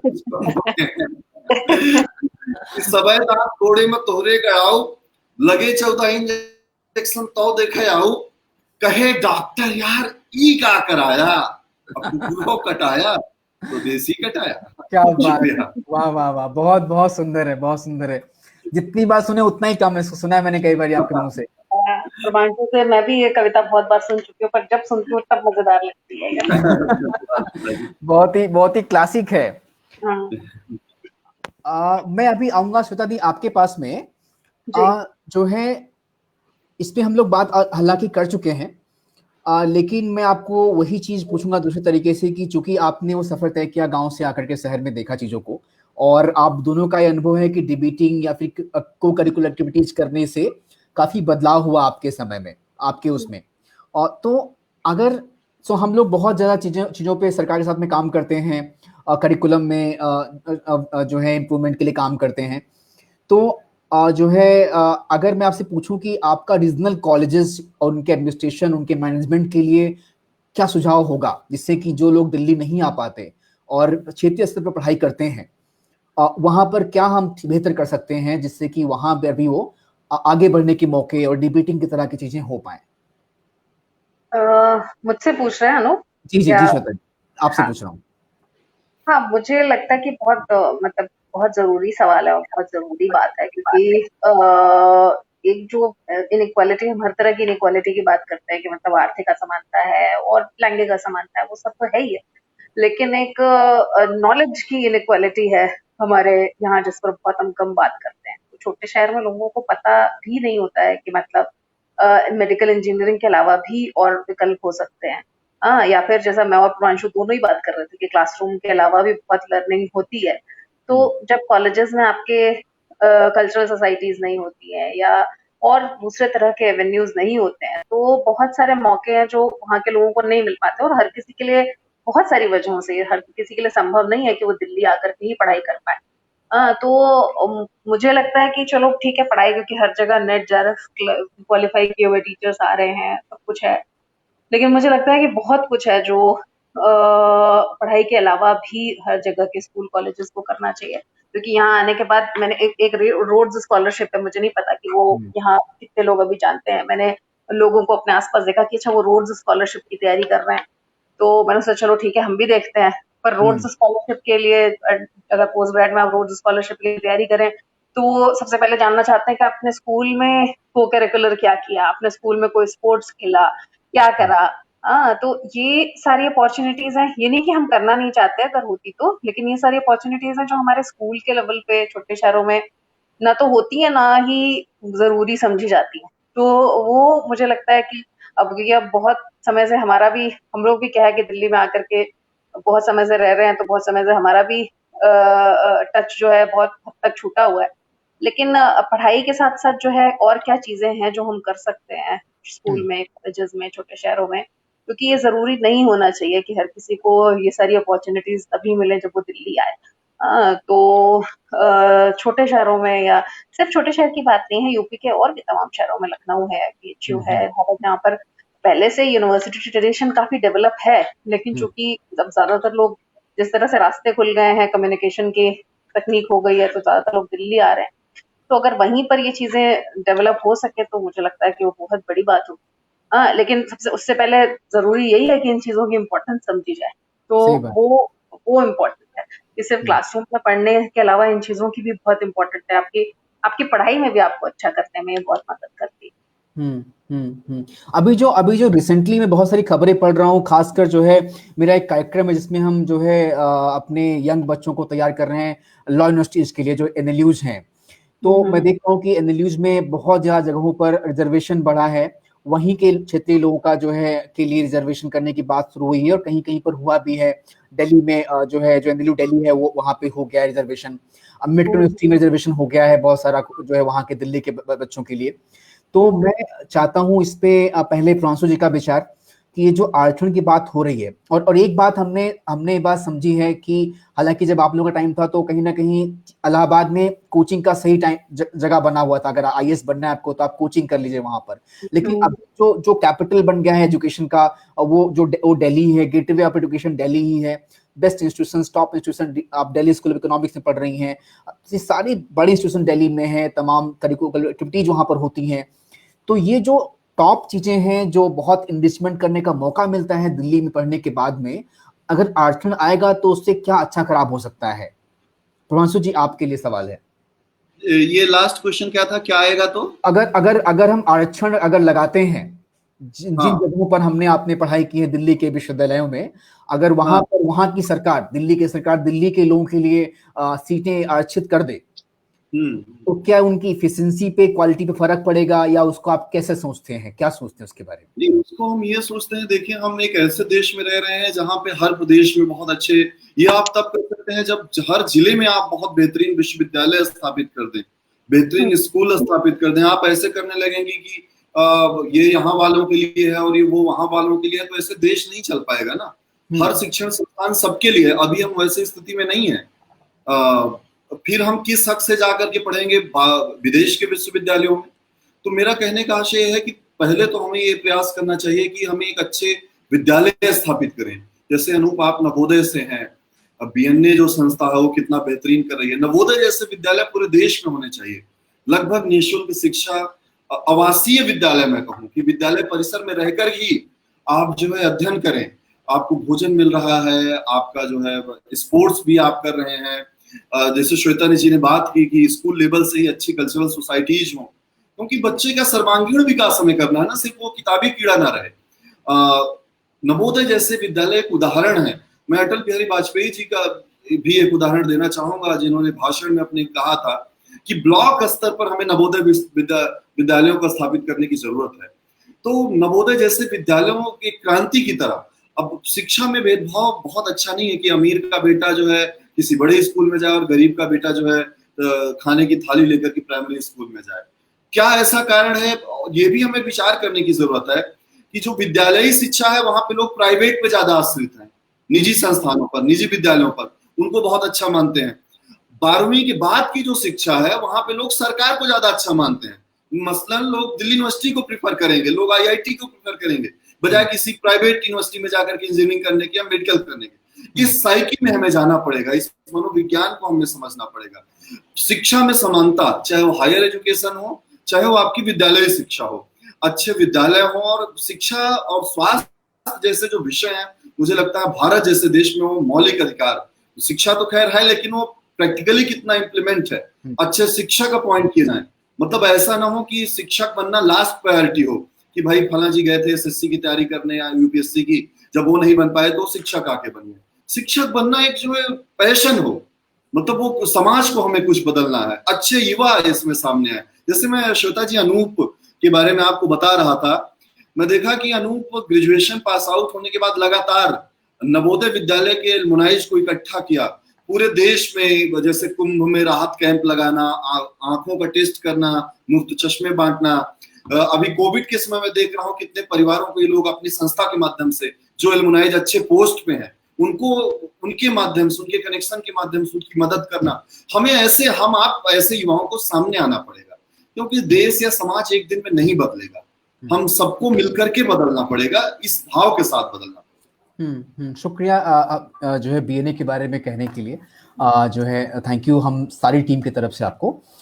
लेकिन चूंकि आप समाज के बारे में बात कर रहे हैं और आप ये कह रहे हैं कि इंक्लूसिव एजुकेशन में, और जो है आप लगातार छात्र जो है समय में आपने जो है पॉलिटिक्स में एक्टिविटी रखी है अपनी, तो मैं आपसे जानना चाहूँगा व्यक्तिगत तौर पर भी और सबके सामने भी कि आप आगे क्या सोच रहे हैं, क्योंकि तमाम लोग हैं आपकी तरह जो है इस तरह की जर्नी तय करना चाहते हैं या करते हैं, और उन लोगों को जरूर जो है टॉप लेवल पर, जहां भी ब्यूरोक्रेसी में, पॉलिटिक्स में, जहां भी सोशल रिफॉर्म करने की उम्मीद और जो है पॉसिबिलिटी ज़्यादा है, वहां पहुंचने का मौका मिलना चाहिए मेरे हिसाब से। और हम लोग तमाम उस तरह के प्लेटफॉर्म्स, एक्टिविटीज़ करते हैं अपने बीएनए में, जिससे कि हम लीडर्स तैयार करें उन बड़े टॉप जगहों के लिए। तो क्या आप पॉलिटिक्स के लिए प्रयास करना चाहेंगे? क्योंकि जो बात आप कह रहे हैं समाज को सुधारने की, और जो आपका ट्रैक रिकॉर्ड रहा है लीडरशिप पोजीशंस में इम्पैक्ट करने का, बड़े लेवल पे हर मुद्दे पर बात करने का, तमाम जगह जाके बिना किसी निडरता के डिबेट करने का, और हर जगह पर अपना नाम कमाने का, तो आप क्या सोच रहे हैं आगे अपने लिए? अनूप, इसमें मैं ये कहना चाहूंगा, देखिए कि समाज सुधारने के लिए नेता होना जरूरी नहीं है। आप जिस पद पे हो, ये ठीक है, मैं स्टूडेंट लीडर रहा, वहां भी यही भाव रहा कि हम अपने मित्रों के लिए, अपने जूनियर सीनियर के लिए, अपने कॉलेज के लिए, अपने हॉस्टल के लिए कुछ अच्छा कर सके। मैं अभी असिस्टेंट प्रोफेसर हूँ, एक शिक्षक हूँ, मैं एक अच्छा शिक्षक बनना चाहता हूँ, बच्चे मुझसे कुछ सीखें, मैं बच्चों को एक अच्छी दिशा दे सकूं, उन्हें समाज के लिए तैयार कर सकूं। जहां तक राजनीति की बात है, अन्य किसी चीज की बात है, ये तो भविष्य का प्रश्न है, हो सकता है भविष्य में ऐसा संभव हो भी सके, लेकिन फिलहाल तो मैं एक अच्छा शिक्षक बनना चाहता हूँ, कि एक अच्छा शिक्षक बनकर अपना कर्तव्य अच्छे से पूरा करूं और बच्चों के लिए एक इंस्पिरेशन बनूं। बहुत बहुत बढ़िया, बहुत सुंदर। राजनीति तो अच्छा माध्यम है ही है, अगर अच्छा राजनेता, अच्छा जननेता हो तो बिल्कुल वो समाज को बदल सकता है। ऐसे विश्व में तमाम नेताओं के उदाहरण है, क्योंकि वहां पे आपको ऐसे तमाम रिसोर्सेज जिसे आप कहते हैं वो आपको प्राप्त होते हैं। श्वेता जी, मतलब अच्छे लोगों को मेरा ये कहना है राजनीति में आना चाहिए, नहीं कहना चाहिए कि राजनीति तो गलत लोगों का पेशा है। जब वो किसी का कथन भी है ना कि अगर आप राजनीति को बुरा मानते रहेंगे तो आप बुरे लोगों द्वारा शासन किए जाने को अभिशप्त हैं, कोई नहीं रोक सकता इस चीज से। तो अच्छे लोगों को बिल्कुल आना चाहिए। बिल्कुल बिल्कुल, मैं मिर्जापुर की सांसद बने, हम सबकी कामना है। नहीं, बिल्कुल बिल्कुल, हमारी कामना है कि आप दोनों लोग अपने अपने जो है जगह पर जहाँ चाहते हैं वहाँ पहुंचे, जिससे कि आपका जो बेस्ट पोटेंशियल है वो निकल कर आए समाज के फायदे के लिए। यही इसी में हम सबका जो है भलाई है, ये सिर्फ आपके लिए नहीं है। लेकिन मेरा श्वेता इससे सवाल रहेगा कि आपने चूंकि साइंसेस में पढ़ाई की और अभी जो आपका मुद्दा है रिसर्च का डेंगू पे दिल्ली में, तो मैं यहाँ पे एक इंटरप्ले देख पा रहा हूँ साइंस का और सोशल साइंस का। और अभी हमने इस बारे में थोड़ी सी बात 2-3 बार टच की है इस बारे में कि साइंस, सोशल साइंस और कैसे क्या। तो मैं बताना चाहता हूँ कि ऐसे तमाम विश्वविद्यालय हैं जो कि यूएस के पैटर्न जो यूएस का पैटर्न है आईवी लीग इंस्टीट्यूशंस का, जहाँ पर आप साइंसेस की डिग्री करने के साथ में भी आप ह्यूमैनिटीज पढ़ सकते हैं या वाइस वर्सा। तो वो एक तरह का मिक्स पढ़ना, इवन आपका फिजिक्स ऑनर्स है लेकिन आप जो है उसमें ज्योग्राफी पढ़ सकते हैं, उसमें आप जो है समाजशास्त्र पढ़ सकते हैं इलेक्टिव के रूप में। वो प्रैक्टिसेस इंडिया में आ रही हैं। आप विषय जैसे कि कॉन्फ्लिक्ट रिजोल्यूशन हो गया, डेवलपमेंट स्टडीज हो गया, ये सब विषय इधर आ रहे हैं। आईआईटी गुवाहाटी में ये चीज खुल गई है, अशोका यूनिवर्सिटी है, क्रिया है, जहां पर जो है इस तरह के तमाम जो है चीजें ऑफर की जा रही हैं। तो अभी जब आप साइंसेस पढ़ने के बाद में सोशल साइंस का रिसर्च टॉपिक हैंडल करती हैं, तो ये जो फ्यूजन है, जो इंटरप्ले है, ये आपको कैसा लगता है? क्या बात निकल के आती है? सबसे पहले तो कुछ बातें जो प्रभांशु ने कही हैं, जो आपने भी पूछी अनु, दिल्ली विश्वविद्यालय में दिल्ली वालों के लिए रिजर्वेशन पे, उस पे मैं 1-2 लाइन कुछ कहना चाहती हूँ। प्रभांशु की बात बिल्कुल सही है कि मतलब एक तो छोटे शहरों में और हर जिले में इस तरह के रिसोर्स नहीं है, इसलिए दिल्ली के कॉलेज सिर्फ दिल्ली के लिए वो नहीं कर सकते हम। उसके अलावा एक और चीज हमको समझनी पड़ेगी, जो दिल्ली विश्वविद्यालय में रिजर्वेशन की बात करते हैं दिल्ली वालों के, उनको ऐसा लगता है कि दिल्ली के विश्वविद्यालय बहुत अच्छे हैं इसलिए बाहर से सारे लोग यहाँ आ जाते हैं, लेकिन ये असल में उल्टा है। दिल्ली में इतने सारे लोग आते हैं दिल्ली विश्वविद्यालय में, इसलिए दिल्ली विश्वविद्यालय इतना अच्छा है। तो बाकी विश्वविद्यालय और दिल्ली के विश्वविद्यालय में फर्क यही है कि दिल्ली में आपको जिस तरह की डाइवर्सिटी मिलती है, मतलब एक नॉर्थ ईस्ट के राज्यों से भी लोग यहाँ पर हैं, यहाँ पर फॉरेन स्टूडेंट भी है, यहाँ पर आपको इतने सारे हमारे मेरे अपने सब्जेक्ट में और बाकी तमाम सब्जेक्ट में बंगाल के बहुत सारे लोग भी थे, टीचर्स भी थे, साउथ इंडिया के भी टीचर्स, और ये हमारे यूपी के और बिहार के लोग तो इतने सारे थे ही। तो इतनी सारी डाइवर्सिटी जो दिल्ली यूनिवर्सिटी में आती है, उसकी वजह से दिल्ली यूनिवर्सिटी अच्छी है। अगर आप दिल्ली यूनिवर्सिटी में रिजर्वेशन कर देंगे तो वो वैसी ही हो जाएगी जैसी बहुत सारी और यूनिवर्सिटीज हैं जो आज अपने अस्तित्व के लिए बहुत स्ट्रगल कर रही हैं और उनका नामो निशान बचा नहीं है टॉप इंस्टीट्यूट्स में।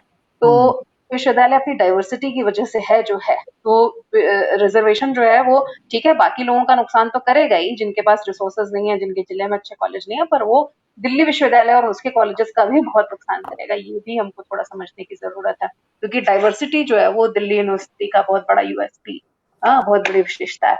और हाँ जी, प्लीज आप जारी रखें। तो हाँ, ये जो आप साइंस और सोशल साइंस की बात कर रहे हैं, वो ये बिल्कुल सही है कि हमारे और जब मैं अपने एंशिएंट टेक्स्ट देखती हूँ, जैसे अगर आप आयुर्वेद को देखो, तो आयुर्वेद को हम ये नहीं कह सकते कि ये लाइफ साइंस का है। आयुर्वेद बहुत होलिस्टिक है। तो एक ऐसा देश जो है जहाँ पर इस तरह के का नॉलेज ट्रेडिशन हमेशा से है, जहाँ पर वाटर टाइट कंपार्टमेंट नहीं बने हुए हैं कि ये साइंस है, ये सोशल साइंस है, ये फिलोसफी है। ये बहुत दुर्भाग्यपूर्ण है कि अब हमने इस तरह का पैटर्न फॉलो करना शुरू कर दिया है, जिसमें साइंस एकदम अलग है, सोशल साइंस एकदम अलग है और ह्यूमैनिटीज एकदम अलग है। तो बिल्कुल सही आप कह रहे हैं। आईवी लीग में, जैसे अगर मैं आपको एक उदाहरण दूं, अगर आपको मेडिसिन करना है विदेशों में, यूएस में, कहीं भी, तो आपको सबसे पहले ग्रेजुएशन करना होता है, और ग्रेजुएशन आप किसी भी सब्जेक्ट से कर सकते हैं। तो उसके बाद जो मेडिकल कॉलेज में अप्लाई करने का जो तरीका होता है, उसमें आपको सब्जेक्टिव अपना स्टेटमेंट ऑफ पर्पस लिख के देना होता है। उसमें बाकायदा मेडिकल एंथ्रोपोलॉजी के सवाल होते हैं, सोशियोलॉजी के सवाल होते हैं, क्योंकि हेल्थ जो है वो सिर्फ साइंस का सब्जेक्ट नहीं है। तो मेरे ख्याल से वो होलिस्टिक अप्रोच हमको भी अपनाने की जरूरत है। और हाँ, ये जो क्रिया विश्वविद्यालय है या अशोका है या जिस इंस्टीट्यूट में मैं हूँ, तो ये लोग बहुत कुछ इस पैटर्न को फॉलो करते हैं कि साइंस को जो है सोशियोलॉजी के परव्यू से बाहर नहीं है। फिलोसफी ऑफ साइंस सोशियोलॉजी वाले भी पढ़ सकते हैं, सोशल एंथ्रोपोलॉजी वाले भी पढ़ सकते हैं। तो मेरे ख्याल से इस इंस्टीट्यूट में आना भी, क्योंकि ग्रेजुएशन में जब मैं डिबेटिंग में थी तो मुझे इतना अच्छा लगता था, मुझे लगता था नहीं, अब मुझे सोशल साइंस में जाना है। और फिर मुझे लगा था कि बहुत प्योरिटी, मतलब सोशल, अगर मुझे कुछ सोचने का, कुछ क्रिएटिव करना है, तो सोशल साइंस में ही जाना पड़ेगा। तो उस वक्त मेरा इंटरेस्ट बिल्कुल ये हो गया था, शायद जेंडर पे कुछ काम करूंगी या कुछ लिटरेचर पे जाऊंगी। लेकिन उसके बाद जब मैं डी स्कूल में आई हूँ, तो डी स्कूल की ट्रेनिंग थोड़ी ऐसी रही है कि क्योंकि वो यूएस का पैटर्न बहुत कुछ फॉलो करते हैं, तो डी स्कूल की ट्रेनिंग थोड़ी ऐसी रही है कि वहां पे साइंस को भी हर तरह के नजरिए से देखा जा सकता है। तो उस चीज ने मुझे मदद की कि नहीं, अगर मुझे कुछ क्रिएटिव करना है तो वो साइंस को साथ रखते हुए भी हो सकता है। कोई जरूरी नहीं है कि मैं, मतलब ठीक है जिसको लिटरेचर में जाना है, रुचि है, बिल्कुल जाए, लेकिन कोई जरूरी नहीं है जिस तरह से हमको साइंस पढ़ाया गया है वैसा ही चलता रहे। तो मुझे लगता है कि वो, और ये इतना आगे जाकर के इतना एडवांस लेवल पर, स्कूल लेवल पे होने के बजाय, सॉरी, इतना एडवांस रिसर्च लेवल पे होने के बजाय अगर हमारे स्कूल से ही हो जाए तो ये और भी बढ़िया है। तो हम तो 8th के बाद ही हम लोग डिवाइड हो जाते हैं कि किसको साइंस लेना है, किसको सोशल साइंस लेना है। जिसको साइंस लेना है उसमें भी किसको मेडिकल इंजीनियरिंग की तैयारी करनी है, तो वो तो कमरे में बंद होकर के सिर्फ मेडिकल इंजीनियरिंग की तैयारी करता है, वो तो और कुछ करना ही छोड़ देता है जिंदगी में। हाँ, तो वो एक बहुत बड़ा प्रॉब्लम है। तो वो मुझे लगता है वो स्कूल लेवल से शुरू होना चाहिए कि ये स्कूल से ही हमको सिखा दिया गया है, वो शुरुआत उसको चैलेंज करने की, उसको चुनौती देने की, वो स्कूल से ही शुरू होनी चाहिए कायदे। जरूर जरूर। श्वेता जी, जो ये हम बहुत बार देखते हैं जो है ये हिंदी अंग्रेजी मीडियम का विभेद रहता है, और इनफैक्ट लोग सोचते रहते हैं कि इसका मतलब लाइक सही में मतलब क्या है, मतलब हमें कर क्या उसको लेके हम अप्रोच या पर्सपेक्टिव रखें कि क्यों जरूरी है सीखना उस चीज को या फिर नहीं जरूरी सीखना। तो थोड़ा सा अगर उसके बारे में हम बात कर पाए। बेसिकली मेरा मतलब ये है कि कई बार हिंदी माध्यम के लोग शहर में आते हैं, तो एक तो होता है, कई बार फीलिंग होती है कि मैं मतलब एक देसी प्राइड होता है, मैं अगर ऐसे रखूं, उस वर्ड में रखूं कि ठीक है मेरे को ना आना जायज है और मैं हिंदी में ही कहीं भी बात कर पाऊंगा। दूसरा है कि कहीं ना कहीं अंग्रेजी में बात करते हुए लोगों से गिर जाने के बाद में, खासकर जब आप बहुत टॉप इंस्टीट्यूशन पहुंच जाते हैं, तो आपकी इंफीरियरिटी बाहर आती है और आप कमजोर समझते हैं अपने आप को, झिझक बढ़ जाती है आपकी, संकोच बढ़ जाता है आपका, क्योंकि आपके व्यक्तित्व विकास में बाधा बनता है। तो ये हिंदी अंग्रेजी माध्यम की जो होड़ है, लड़ाई है, वो खासकर ग्रामीण परिवेश से जाने वाले बच्चों के लिए बहुत जो है प्रासंगिक है। और चूंकि हम तीनों उत्तर प्रदेश के ग्रामीण परिवेश से हैं, और मैं अपने मेंटीज के साथ में ये सब बातें हमेशा करता हूँ अपने संस्था में, तो मैं आपकी राय चाहूंगा, आपकी क्या एडवाइस है, क्या अनुभव रहे हैं इस मामले में, बहुत ही क्विकली। देखिए, एकदम संक्षेप में मैं थोड़ा सा कहूंगी कि 2 चीजें हमको सिखाई जाती हैं या हमारे अंदर आ चुकी होती है, या तो हीन भावना से घिरे रहना हिंदी को लेकर के, या फिर झूठ मूठ का गर्व करना। तो दोनों चीजों से हमको बाहर निकलना है कि ना, हमको ये सोचना है कि आपको नहीं आता वो बड़ी बात नहीं है, आपको सीखना है। पर वो ये सीखना हमेशा चलता रहता है। आज भी मैं सीख रही हूँ, आज भी मैं जिन लोगों से अपने इंस्टीट्यूट में घिरी हुई हूँ वो मुझसे बहुत से मामलों में बहुत बेहतर है। तो अब उनसे सीख रहे हो, अपने साथ के लोगों से, अपने जूनियर्स से, अपने टीचर्स से। तो इस चीज से आपको बाहर निकलना है कि आपको आपकी अपनी हीन भावना है वो आपको जो है रोक देती है। तो कोई भी ऐसा, कम से कम मेरा ये अनुभव नहीं है कि कोई अगर इंग्लिश मीडियम से पढ़ा है तो वो आपका मजाक ही उड़ाएगा। तो वो अपने अंदर अपनी हीन भावना को हम रिफ्लेक्ट करते हैं जब दूसरे को हम समझते हैं कि वो बहुत अहंकारी है। ऐसा है नहीं, कुछ खराब लोग हो सकते हैं पर ज्यादातर लोग नहीं है ऐसे। और दूसरी चीज जो ये थोड़ा नेशनलिस्टिक प्राइड, ठीक है, आपको जिस परिवेश से उसको आपको कभी भी शर्म नहीं आनी चाहिए, अच्छी बात है। लेकिन मेरा हमेशा ये मानना है कि आप हिंदी पे गर्व तब कीजिएगा जब आप हिंदी को कुछ दे सकें। हाँ, झूठ मूठ का गर्व खाली इसलिए कि आप हिंदी प्रदेश में पैदा हुए हों और इसलिए आप हिंदी बोलना जानते हैं, तो ये आप अपने आप को दूसरे ये कि हम कुछ और तो सीखेंगे नहीं। तो गर्व आप तब कीजिएगा जब आप हिंदी को कुछ दे सकेंगे, और कुछ दे तभी पाएंगे जब आप खुद कुछ सीखेंगे। आप अपना जो है थोड़ा अनुभव है या जो थोड़ा सीखना है उसको थोड़ा ब्रॉड करेंगे, अपने अनुभव बढ़ाएंगे, तब आप सीख पाएंगे। तो कोई भी अगर आपको ये कहता है कि नहीं इंग्लिश सीखने की कोई जरूरत नहीं है, तो मेरे हिसाब से तो भाई आप उसको अपने कमरे से बिल्कुल निकालें। हाँ, तो हर भाषा, अब हर एकेडमिक डिसिप्लिन में देखिए इंग्लिश में काम हो रहा है, और बहुत सारा काम जो है, या टीवी सीरियल है या लिटरेचर है, ये बहुत कुछ इंग्लिश में ट्रांसलेट भी हो रहा है। तो अच्छा सीखना जो है वो आपके लिए बहुत सारा दरवाजे खोलता है। तो ठीक है, आपको आपकी अपनी भाषा है, अपनी एक ट्रेजेक्टरी है, वो आप साथ में लेकर के आए अपने अनुभव अपने छोटे शहर से, वो बहुत अच्छी बात है। लेकिन उसकी हिंदी को आपको कुछ ना सीखने का बहाना नहीं बनाना है। तो हम हिंदी से हैं इसलिए हम साइंस नहीं पढ़ेंगे, या हम हिंदी से हैं तो हम इस तरह के लोगों से बात नहीं करेंगे या कुछ है। तो हिंदी को आपको अपनी स्ट्रेंथ बनाना है, हिंदी को आपको अपनी ताकत बनाना है, और खुद भी हिंदी की ताकत बनना है, खुद भी हिंदी को कुछ देना है। तो वो हिंदी को कुछ नहीं सीखने का बहाना मत बनने दीजिए अपने। बहुत सुंदर, बहुत सुंदर। आपका कोई कमेंट फ्रांसो जी इस पे? बिल्कुल बिल्कुल, मैं श्वेता जी से सहमत हूँ कि झूठा प्राइड लेके हम ना चलें। नॉलेज वाली लैंग्वेज जो कहते हैं, ये मैं इस बात से, हालांकि ये भी मैं कहूंगा कि ऐसा नहीं है कि ज्ञान विज्ञान का साहित्य नहीं है हिंदी में, बहुत अच्छा साहित्य है। उसको एक तो जो है एक अच्छा मंच दिया जाए, हिंदी में रोजगार की संभावनाएं की व्याप्त की जाए। मैंने ऐसे तमाम नेताओं को देखा है जो हिंदी की लड़ाई लड़ते हैं लेकिन खुद के बच्चों को अंग्रेजी मीडियम के स्कूल में देखते हैं। तो अंग्रेजी, एक गरीब बच्चा भी अगर अंग्रेजी सीखना चाहता है, पढ़ना चाहता है, तो उसको ये मत छुआछूत बता दीजिए कि नहीं नहीं अंग्रेजी पढ़ने से आप अच्छे आदमी नहीं रहेंगे। भाषा कोई दुश्मन थोड़ी ना होती है, चाहे वो अंग्रेजी हो, तमाम भाषाएं हम सीखें, उसी तरीके से अंग्रेजी भी एक भाषा है। लेकिन हाँ, उस मेंटेलिटी को मैं फिर भी कहूंगा बदलने की जरूरत है, जो मेंटेलिटी ये मानती है कि अंग्रेजी बोलने वाला ज्यादा ज्ञान की बातें कर रहा है और हिंदी बोलने वाला कम ज्ञान की बातें। हमने और श्वेता जी ने साथ में डिबेट किया, उन मंचों पे डिबेट किया जहां अंग्रेजी बोलने वाले डिबेटर्स आते थे और हम हिंदी में बोलते थे और हम जीतते थे। तो कहने का आशय है कंटेंट पे फोकस किया जाए, जो अच्छी किताबें, जो विज्ञान की पढ़ाई है, श्वेता जी साइंस की रही हैं और हिंदी में साइंस बहुत अच्छा लिखती हैं। अनूप, मैं आपको बताऊं, मैं इनके तमाम आर्टिकल हिंदी के न्यूज़पेपर्स में प्रकाशित होते हैं। हिंदी में विज्ञान को लिखने वाले बहुत कम लोग हैं इस देश में। तो विज्ञान की जो पढ़ाई है, जो इंजीनियरिंग की पढ़ाई है, वो हिंदी में हो, मैं इस बात की वकालत करता हूं, लेकिन अच्छे अनुवाद के साथ हो, मौलिक ग्रंथ लिखे जाएं, मेडिकल के, इंजीनियरिंग के, साइंस के मौलिक ग्रंथ हिंदी में लिखे जाएं। रिसर्च को, क्योंकि अनुवाद कितना भी अच्छा आप कर लें, जब तक वो मौलिक रूप से नहीं है, तब तक आप कितना भी अच्छा कर लें, वो उस पीढ़ी में आप नहीं वो कर पाएंगे।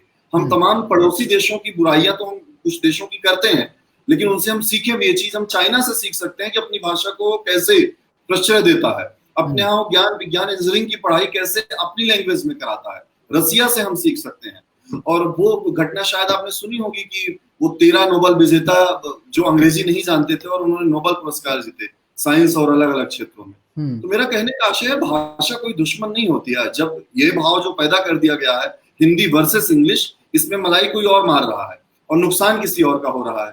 आप हिंदी के नाम पे प्राइड भरिए और रोजगार ना हो तो फिर इसका कोई मतलब नहीं है। प्राइड हमें अपनी भाषा पे है, रोजगार के लेकिन अवसर भी प्रदान किए जाएं, उनको उतने मौके भी दिए जाएं, ज्ञान विज्ञान का साहित्य भी उपलब्ध हो। मेरा अनूप यह कहना है। बिल्कुल बिल्कुल बिल्कुल, मैं भी इसका समर्थन करता हूँ पूरी तरीके से। सिर्फ सिनेमा देखने की भाषा, न्यूज देखने की भाषा, कि भाई आप जब खाना खा करके बैठे तो आप हिंदी वाला न्यूज चैनल आपको चाहिए, उस समय आप अंग्रेजी वाला न्यूज चैनल बहुत ही कम लोग लगाते हैं। लेकिन जब बच्चे का एडमिशन कराना है तब आप इंग्लिश मीडियम में जा रहे हैं। सही बात। क्या मतलब कारण है, इस पे विचार करके, ये नहीं कि अंग्रेजी को दुश्मन ठहरा दें, इसीलिए क्योंकि वहां पे थोड़ा लिटरेचर ज्यादा मौजूद है। जी सही बात है, बिल्कुल सही बात है।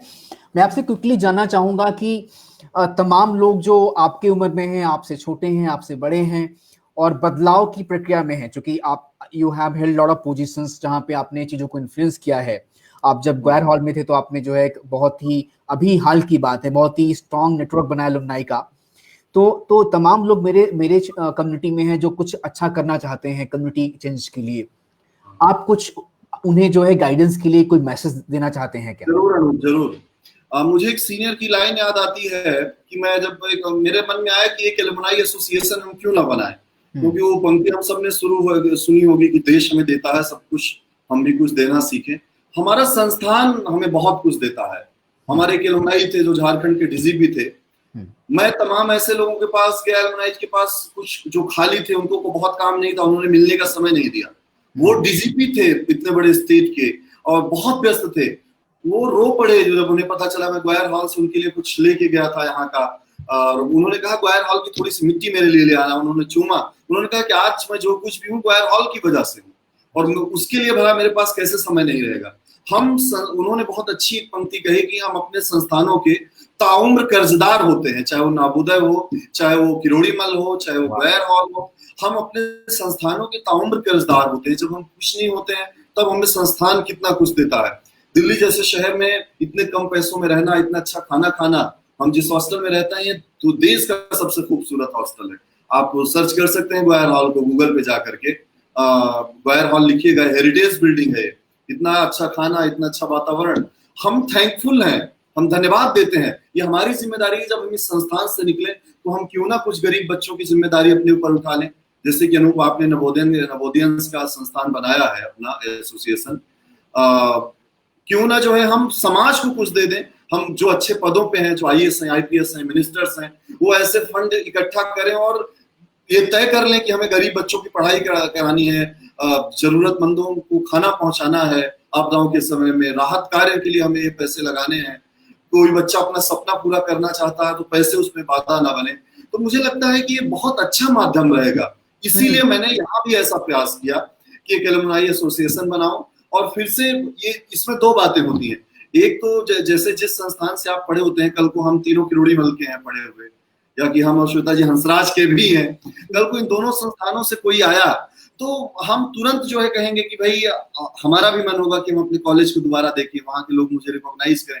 उसके लिए तो खुशी की बात होती है कि एक 50 साल का व्यक्ति सामने बैठा हुआ है जो किरोड़ी मल से या हंसराज से पढ़ा हुआ है, एक 17 साल का जब बच्चा उसके सामने जाता है तो एक नॉस्टैल्जिक हो जाता है, वो अलग सी दुनिया में जाता है जब वो अपने संस्थान, उसके लिए अच्छा अनुभव होता भी है। साथ ही साथ आप अपने विद्यालय महाविद्यालय के लिए अच्छा करेंगे, इसके अलावा जुड़ करके आप समाज के लिए अच्छा कर सकेंगे।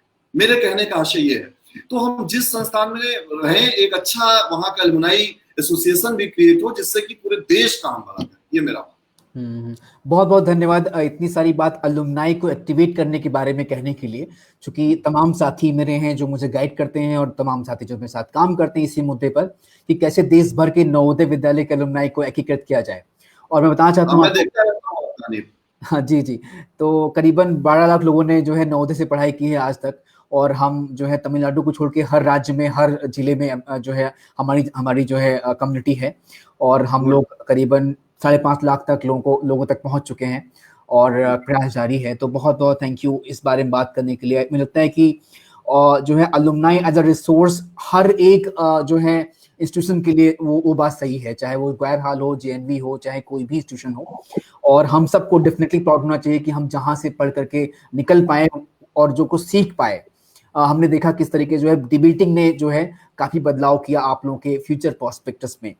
श्वेता जी, जो है डिबेटिंग के बारे में थोड़ा सा मैं आपसे 2 मिनट का टाइम लूंगा आपका कि हालांकि हम सारी बातें कर चुके हैं, मगर जो आदमी दिल्ली विश्वविद्यालय के किरोड़ी मल कॉलेज में नहीं पढ़ा है और डिबेटिंग नहीं किया है जिस तरीके से हमने प्रोंसो जी ने किया है, उसको इसका महत्व समझना थोड़ा मुश्किल है। अगर आप मुझे ये बताएं व्यक्तिगत रूप से डेप्सॉक ज्वाइन करना, डिबेटिंग कर पाने से आपकी रोजमर्रा जिंदगी में, कैरियर के बारे में सोचने में, जिंदगी को बेहतर करने में, समाज के बारे में सोचने में क्या तब्दीली आई और कैसे आपने अपने को एम्पावर्ड फील किया? देखिए अनूप, मेरे ख्याल से प्रभांशु ने भी शुरू में एक बात कही थी कि आप डिबेटिंग का जो फायदा होता है सबसे बड़ा तो ये होता है कि आप कहीं भी जाने से डरते नहीं है। कहीं भी जाने से, कोई इंटरव्यू देने से, अब वो उसमें आप सफल कितने होंगे वो अलग बात है, लेकिन आप एक छाप छोड़ के तो जरूर आएंगे, इतना आपको विश्वास हो जाता है। तो किसी भी तरह के मंच से आप घबराते नहीं है। तो सबसे पहले तो वो झिझक दूर होती है, और इसको दूर करने का हमारे क्लासरूम्स में बहुत स्कोप नहीं होता है, वो कहीं के भी क्लासरूम हो। तो वो एक जो है, और दूसरी एक चीज है डिबेटिंग में पीयर लर्निंग। पीयर लर्निंग का मतलब अपने साथ के लोगों से आप कितना कुछ सीखते हैं। जैसे प्रभांशु है, तो प्रभांशु से एक जो बहुत सीखने वाली बात है, प्रभांशु मेरे अंदर नहीं है, वो ये है कि प्रभांशु हर तरह के लोगों से बहुत घुल मिल जाते हैं। जो जैसे प्रभांशु मुझे कह रहे थे ना कि वो बहुत सेलेक्टिव है, तो वो ये इसकी एक वजह ये भी है कि प्रभांशु जिस तरह से मिलनसार है वो नहीं हूं मैं। तो आप जब अब टीचर स्टूडेंट के सीखने और सिखाने में एक हायरार्की है, लेकिन जो पीयर लर्निंग है उसमें हायरार्की नहीं है। तो एक दूसरे की जो बात आपको अच्छी लगे वो आप सीख सकते हैं, ठीक है। तो दूसरा तो ये फायदा है। तीसरा फायदा जो अब महसूस होता है, जब मैंने डिबेट ज्वाइन की थी तब महसूस नहीं हुआ था। उस वक्त तो बस ये था कि चलो थोड़ा इंग्लिश और अच्छी बोल लेंगे, थोड़ा और अच्छा थोड़ा बोलना सीख लेंगे, हाँ, और ठीक है डिबेट में जाएंगे तो पैसे भी कमाएंगे और जान पहचान बढ़ेगी। लेकिन अब जब मैं एकेडमिक्स में आई हूँ और बाकी बहुत से मेरे दोस्त हैं जो जर्नलिज्म वगैरह में भी हैं, तो आपको ये एहसास होता है कि debating society is a major click, मतलब बहुत बड़ा जो है पूरा तरह का संगठन जैसा है। आप कहीं भी जाएं आपको डिबेटिंग के लोग मिल जाते हैं, हाँ, और वो फिर आपको अपने साथ के लोगों के जैसा ही ट्रीट करते हैं। तो आपके वो जो कनेक्शंस बनते हैं उस वक्त में वो पूरी जिंदगी चलते हैं। तो ठीक है, आपकी मेरिट बहुत जरूरी है, आपकी मेहनत बहुत जरूरी है, लेकिन हर जगह के तरह के लोगों से आप कितना मिले हैं, और लॉ में, जर्नलिज्म में और बहुत सारे क्षेत्रों में आप कितने लोगों को जानते हैं, वो एक बहुत महत्वपूर्ण चीज है जो डिबेटिंग ने हम लोगों को दिया है। तो अब मैं, प्रभांशु और आप, हम लोग तीनों बहुत अलग अलग जगहों पे हैं अभी, अलग अलग जगहों पे, लेकिन हमारे बीच में जो कॉमन चीज है वो ये है कि हम डिबेटर। तो इस तरह से डिबेट जो है आपको बहुत अलग अलग फील्ड के लोगों से, जो आगे जाके अलग अलग क्षेत्रों में स्पेशलाइज करेंगे, उन लोगों से जोड़ देती है। तो ये एक चीज आप उस वक्त तो महसूस नहीं करते जब ज्वाइन करते हैं, तो लेकिन बाद में आपको समझ में आता है कि इन चीजों का महत्व क्या है, जो आपने जी जी जी इतने जी दूर दूर तक के कनेक्शंस बना लिए डिबेट में। बिल्कुल बिल्कुल बिल्कुल। तो ये चीजें हैं। और मैं अनूप, मैं माफी चाहूंगी, थोड़ा समय ऐसा हो रहा है कि ठीक है, मुझे, हाँ मुझे नहीं अब मैं निकलना होगा। मैं समझ सकता हूँ, चूंकि जो है अपना प्रॉमिस टाइम जो हमने प्लान किया था वो जो है 9 तक ही था। तो बिल्कुल जो है श्वेता जी, आपसे मिलके बहुत अच्छा लगा हम सबको और सारे साथियों को। मैं बहुत बहुत थैंक यू बोलता हूँ आपको। आप अपना काम जो है संभाल लीजिए जा करके, और हम इसको जो है बस लास्ट पड़ाव में ही है। तो बहुत खुशी हुई आपसे बात करके, बहुत बहुत धन्यवाद हम सबकी तरफ से आपको। धन्यवाद Shweta ji. Thank you Prabhanshu, thank you Anoop, मुझे ये मौका देने के लिए। मुझे मेरे ख्याल से एक तो प्रभांशु के साथ मैं और प्रभांशु बहुत दिनों बाद एक साथ ऐसे टीम के तौर पर हैं, तो मुझे बहुत अच्छा लग रहा है। और वो पुराने दिन पूरे याद हो गए, जैसे कोई डिबेट है और हम तो और अपने अनुभवों को भी इस तरह से पीछे जाकर के देखना, कभी-कभी वो आपको खुद बहुत कुछ सिखाता है, आपको समझ आता है आपकी क्या अभी तक और क्या आगे आप करना चाहते हैं। तो अनूप को सबसे पहले तो थैंक यू, और प्रभांशु को भी। तो अच्छा लगा बात करके, और आई होप कि ये प्रोग्राम आपका अच्छा चले, और हो सकता है हम लोग इस पैंडेमिक के बाद वैसे भी मिलें ऑनलाइन, तो चलो ठीक है। मेरे पास एक कुछ सवाल था, अगर आपका 2 मिनट 1 मिनट हो अगर।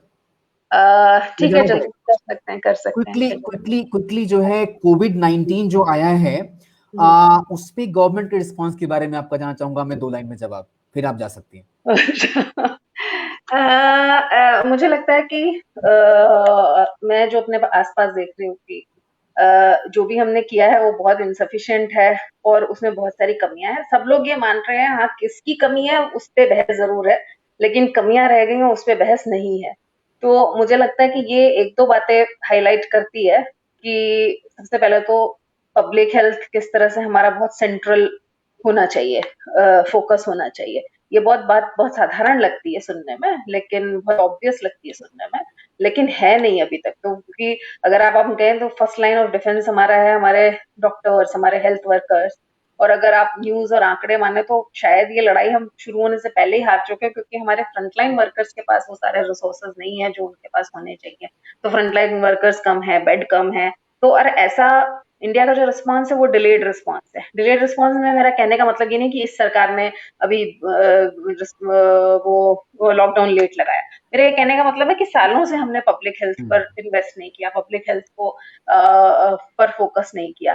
तो ये जो है, आई थिंक ये बहुत स्पष्ट हो रहा है इस पैंडेमिक के जरिए, क्योंकि पैंडेमिक बाकी देशों में तो अब ये चलिए ये बहुत बड़ा पैंडेमिक है और इस तरह का रिस्पॉन्स इंडिया ने पहली बार दिया है, लेकिन उसके पहले भी मर्स है, सार्स है, बर्ड फ्लू है, ये सब बहुत सारे देशों में होते रहे, और तब से ये डिमांड उठ रही है कि पब्लिक हेल्थ सिस्टम को बिल्ड किया जाए, पब्लिक हेल्थ सिस्टम को बिल्ड किया जाए। तो वो मुझे लगता है कि रिस्पॉन्स इनएफिशिएंट है, और भी ये जाहिर करता है कि पब्लिक हेल्थ पे भी हमको कितना काम करना है। और दूसरा, पब्लिक हेल्थ जो है वो सिर्फ जिस तरह से आपने लेबर का माइग्रेशन होते हुए देखा, हाँ, तो मतलब हेल्थ का मतलब सिर्फ वायरस नहीं है, वायरस का क्या शरीर पर असर होगा, सिर्फ बायोलॉजी नहीं है हेल्थ का मतलब। तो उसमें बहुत कुछ आता है, वो कौन से लोग हैं, गरीब लोग ज्यादा अफेक्टेड हो रहे हैं, किस तरह के लोगों को किस तरह की मेडिकल फैसिलिटीज की उपलब्धता है किस तरह के लोगों के पास। तो वो सारी चीजें हैं जो सिर्फ मेरे ख्याल से बायोलॉजी से, और खासतौर पर जिस तरह से बायोलॉजी पढ़ाई जाती है सिर्फ उतने से नहीं आ सकता। तो बहुत कुछ है जो अभी हमको करना बाकी। ठीक है, आई थिंक मैं आपका और टाइम नहीं लूंगा। जो है श्वेता जी, नमस्ते, शुभ रात्रि, अपना ख्याल रखिए और सेफ रहिए दिल्ली में। चलो ठीक है, मिलते हैं कभी। जी जी बिल्कुल बिल्कुल, मैं दिल्ली में मिलता हूँ आपसे। पंसू जी, मैं आपके 5 मिनट और चाहूंगा यदि समय आपके पास है तो। जरूर जरूर, ठीक है। तो जी। मेरा एक लास्ट सवाल दिमाग में था जो मैं आपसे चाह रहा था पूछना, कि मैं आपसे बात करूं और पूछूं। वो ये था कि 71 ईयर्स लगभग होने वाले हैं जब से हम आज़ाद हुए थे अपने जो है भारत के रूप में, और तमाम तरह के लोग आए हैं और तमाम तरह के बदलाव की बात की है, तमाम पार्टीज आई हैं पावर में, और बड़े बड़े काम हुए हैं, वायदे हुए हैं, काम भी हुए हैं। लेकिन जैसा कि अभी लास्ट मिनट में कहा जो है श्वेता जी ने, कि कहीं ना कहीं चीजें हैं जिसमें जो है मतलब पब्लिक हेल्थ की बात की, कि पब्लिक हेल्थ में कितना बड़ा जो है फेल्योर है, कितनी चीजें हैं, तमाम सारी बातें हुई। तो ये बात कंफर्म है, हम और आप सब लोग मान रहे हैं कि इश्यूज हैं। तो कहीं ना कहीं मैं ये आपसे पूछना चाहता हूँ कि जो है क्या जो है हम लोग तरीका अपनाएं आपके हिसाब से कि चीजें जो है बेहतर हो जाएं, मतलब जो है हम बदलाव कर पाए, क्योंकि आजकल ऐसा आपने कहा कि अगर मौका होता है और सही लगता है तो पॉलिटिक्स भी तरीका है समाज को बदलाव देने का। तो तमाम लोग उस प्लेटफॉर्म पे उस फेज में हैं जब वो सोच रहे हैं कि वो बदलाव करें मगर कैसे करें। और ऐसे तमाम लोग हैं जो कि जो है ऐसा हमारे साथ देख रहे हैं और वो भी जो है लाइक चाह रहे हैं कि वो समझ पाए कि वो ऐसा क्या जिंदगी में तरीका अपनाएं कि वो बदलाव के अग्रदूत बन पाए, चाहे वो पॉलिटिक्स हो चाहे सोशल वर्क हो। और तो अगर हम अध्ययन करें लास्ट के 71 ईयर्स और देख पाए कि कुछ फेलियर्स हुए हैं, कुछ अकॉम्प्लिशमेंट भी हुए हैं, तो उन सबको देखने के बाद में आपकी क्या राय है और क्या मशवरा है हम तमाम लोगों को जो कि देश को ठीक करना चाहते हैं? अनूप देखिए, मैं कहना चाहूंगा कि हर व्यक्ति संसाधन है इस देश का, और सरकार को भी व्यक्तियों को संसाधन के रूप में देखना चाहिए, ना कि बोझ के रूप में। कि जनसंख्या, मैंने एक डिबेट किया था जिसका विषय था कि हमारी जनसंख्या ही मजबूती है। वाकई भारत की जनसंख्या बोझ नहीं, भारत की मजबूती है। अच्छी शिक्षा मिले, अच्छी स्वास्थ्य सुविधाएं मिले और काम करने के समान अवसर मिले। कई बार एक, जैसे इकोनॉमिक्स में एक टर्म है ना, प्रच्छन्न बेरोजगारी, कि आपके पास काम करने का हुनर तो है लेकिन आपके पास काम करना भी आप चाहते हैं, लेकिन आपके पास रोजगार ही नहीं है, वो अवसर ही नहीं है। तो ऐसे हम प्लेटफॉर्म उपलब्ध कराएं। जहां तक समाज बदलने की बात है, तो देखें, समाज का कोई एक जादू की छड़ी नहीं है कि गांधी जी या मोदी जी अचानक से एक छड़ी घुमाएंगे और सब दूर हो जाएगा। तो हम सिर्फ सरकार को भी दोषी नहीं ठहरा सकते। हम आप बदलें समाज को, हम जहां पे हैं, जिस रूप में हैं, समाज में बदलाव की शुरुआत हम वहीं से करें। भाई, हम अपने गांव में क्या कुछ अच्छा कर सकते हैं, हम अपने शहर में क्या अच्छा कर सकते हैं, हम कितने लोगों की, हम अगर दिल्ली जैसे शहर में हैं तो यहाँ से क्या हम गांव भेजने में कुछ लोगों की मदद कर पाए, क्या कुछ घरों में हम खाना भेज पाए। अगर हमारे संपन्न होते हुए कोई आदमी भूखों मर रहा है, वो गोपाल दास नीरज की पंक्ति है कि मेरे दुख व दर्द का तुझ पर हो कुछ ऐसा असर कि मैं रहूं भूखा तो तुझसे भी न खाया जाए। तो जब कोई सामने भूखा हो तो हमसे खाना कैसे खाया जा रहा है, हम इस भाव से समाज को काम, क्योंकि उम्र हमारी बहुत सीमित है, ये दार्शनिक बात है लेकिन सत्य बात है कि एक निश्चित उम्र के बाद हम सबको चले जाना है। क्यों इतने संसाधनों को एक व्यक्ति तक ही हम सीमित कर लें। संसाधन जितनी जरूरत है उतना प्रयोग, जो गीता में कहा जाता है कि जरूरत भर का अन्न, भूख से ज्यादा नहीं खाना। हम किसी और के एक सहारे बन सके, एक माध्यम बन सके। हमारे पास पैसा है तो अपने बच्चे के अलावा किसी और बच्चे को पढ़ा सके, हम उसके सपनों को पूरा करने के माध्यम बन सके। यहीं से समाज में बदलाव की शुरुआत होगी। अनूप, मेरा ये मानना है। बहुत बहुत धन्यवाद आपका, मैं आपका बिल्कुल समर्थन जैसे करता कि हूं। आप मुझे एक एग्जांपल लगते हैं कि आपने तो अपना जीवन ही समर्पित कर दिया है एक नवोदय विद्यालय इस बीएनए के माध्यम से। जी जी जी, थैंक यू। हम लोग बस आप लोगों से सीख करके थोड़ा बहुत काम कर रहे हैं, और जो कुछ भी काम आप देखते हैं अपडेट्स जिसकी आप तारीफ कर रहे हैं, वो सब तमाम टीम के लोग हैं, तमाम लोग हैं जो सपोर्टर्स हैं, टीम वर्कर्स हैं, गाइड हैं, मेंटर्स हैं, उन सब की मदद से थोड़ा बहुत हो पाता है। और थैंक यू सो मच, आप दोबारा स्क्रीन पर देख रहे हैं हमें, और मैं बहुत बहुत शुक्रगुजार हूँ जो है इस बीच में करीबन 1600 लोगों ने हमें देखा है जो है अलग अलग पेजेस पे, जहां जहां सबको मेरा नमस्ते, सबको मेरा धन्यवाद। आपके लिए थोड़ा सा भी मैं कुछ प्रेरणा का स्रोत बन सका हूंगा तो ये सफलता होगी। और कभी भी आपके मन में कुछ हो तो आप जरूर अनूप के माध्यम से पूछ सकते हैं। इतना कीमती समय आप लोगों ने निकाला, मैं इसके लिए बिल्कुल बहुत ही सौभाग्यशाली अपने को महसूस कर रहा हूँ और आपका धन्यवाद करता हूँ। भारत नवोदय अभियान समिति का भी विशेष धन्यवाद, अनूप का विशेष धन्यवाद। थैंक यू प्रभांशु जी। अब हमारे कॉलेज में हमारे सीनियर और प्राध्यापक विजय सर हमें अभी दिखे, मैं उनके साथ ही पढ़ाता हूँ, नवोदय विद्यालय से ही है। सर को भी मेरा नमस्ते, सर ने हमें देखा। हाँ, तमाम लोग हैं जो है दुनिया बहुत छोटी है और हम लोग को मिल जाते हैं जो अपने प्रिय होते हैं, अपने नेटवर्क के हिस्सा होते हैं, और जो है बहुत सुखद लगता है जब ऐसा होता है। जो है मैं ये कहूंगा, क्योंकि इतनी देर से लोग देख रहे हैं, अभी भी जो है लोग जो है बिना रुके देखे जा रहे हैं, तमाम 1.5 घंटे होने वाले हैं।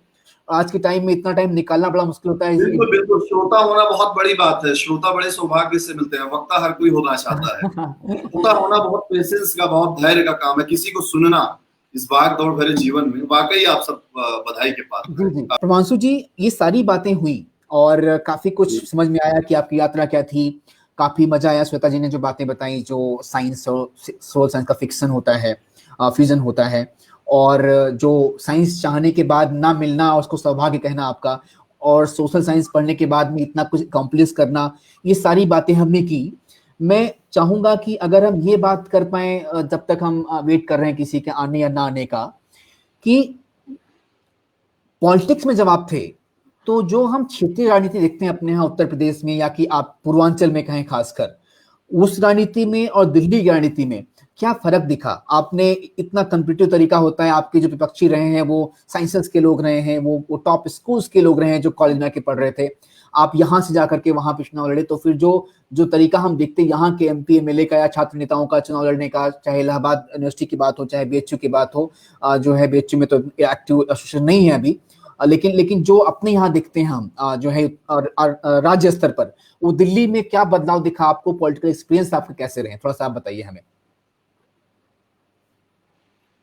छात्र राजनीति का अनुभव बहुत ही अच्छा रहा, बहुत अच्छे लोग मिले मुझे। एक प्लेटफॉर्म मिला जहाँ पे हम अपने हॉस्टल मेस के लिए, अपने जो है पीने वाले पानी के लिए, वो ये मुद्दे देखने में छोटे लग सकते हैं जब आप देश के नजरिए से देखें, लेकिन बहुत बड़े मुद्दे होते हैं कि अच्छी रोटी मिले, अच्छा खाना मिले बच्चों को, साफ सफाई हो कॉलेज में, टाइम से क्लासेस हो, एग्जामिनेशन टाइम से हो, किसी बच्चे को किसी द्वारा परेशान न किया जाए। तो एक बहुत ही जो होता है ना, जब आप किसी की मदद करते हैं तो एक आत्मिक शांति आपको मिलती है, तो बहुत ही अच्छा अनुभव रहा।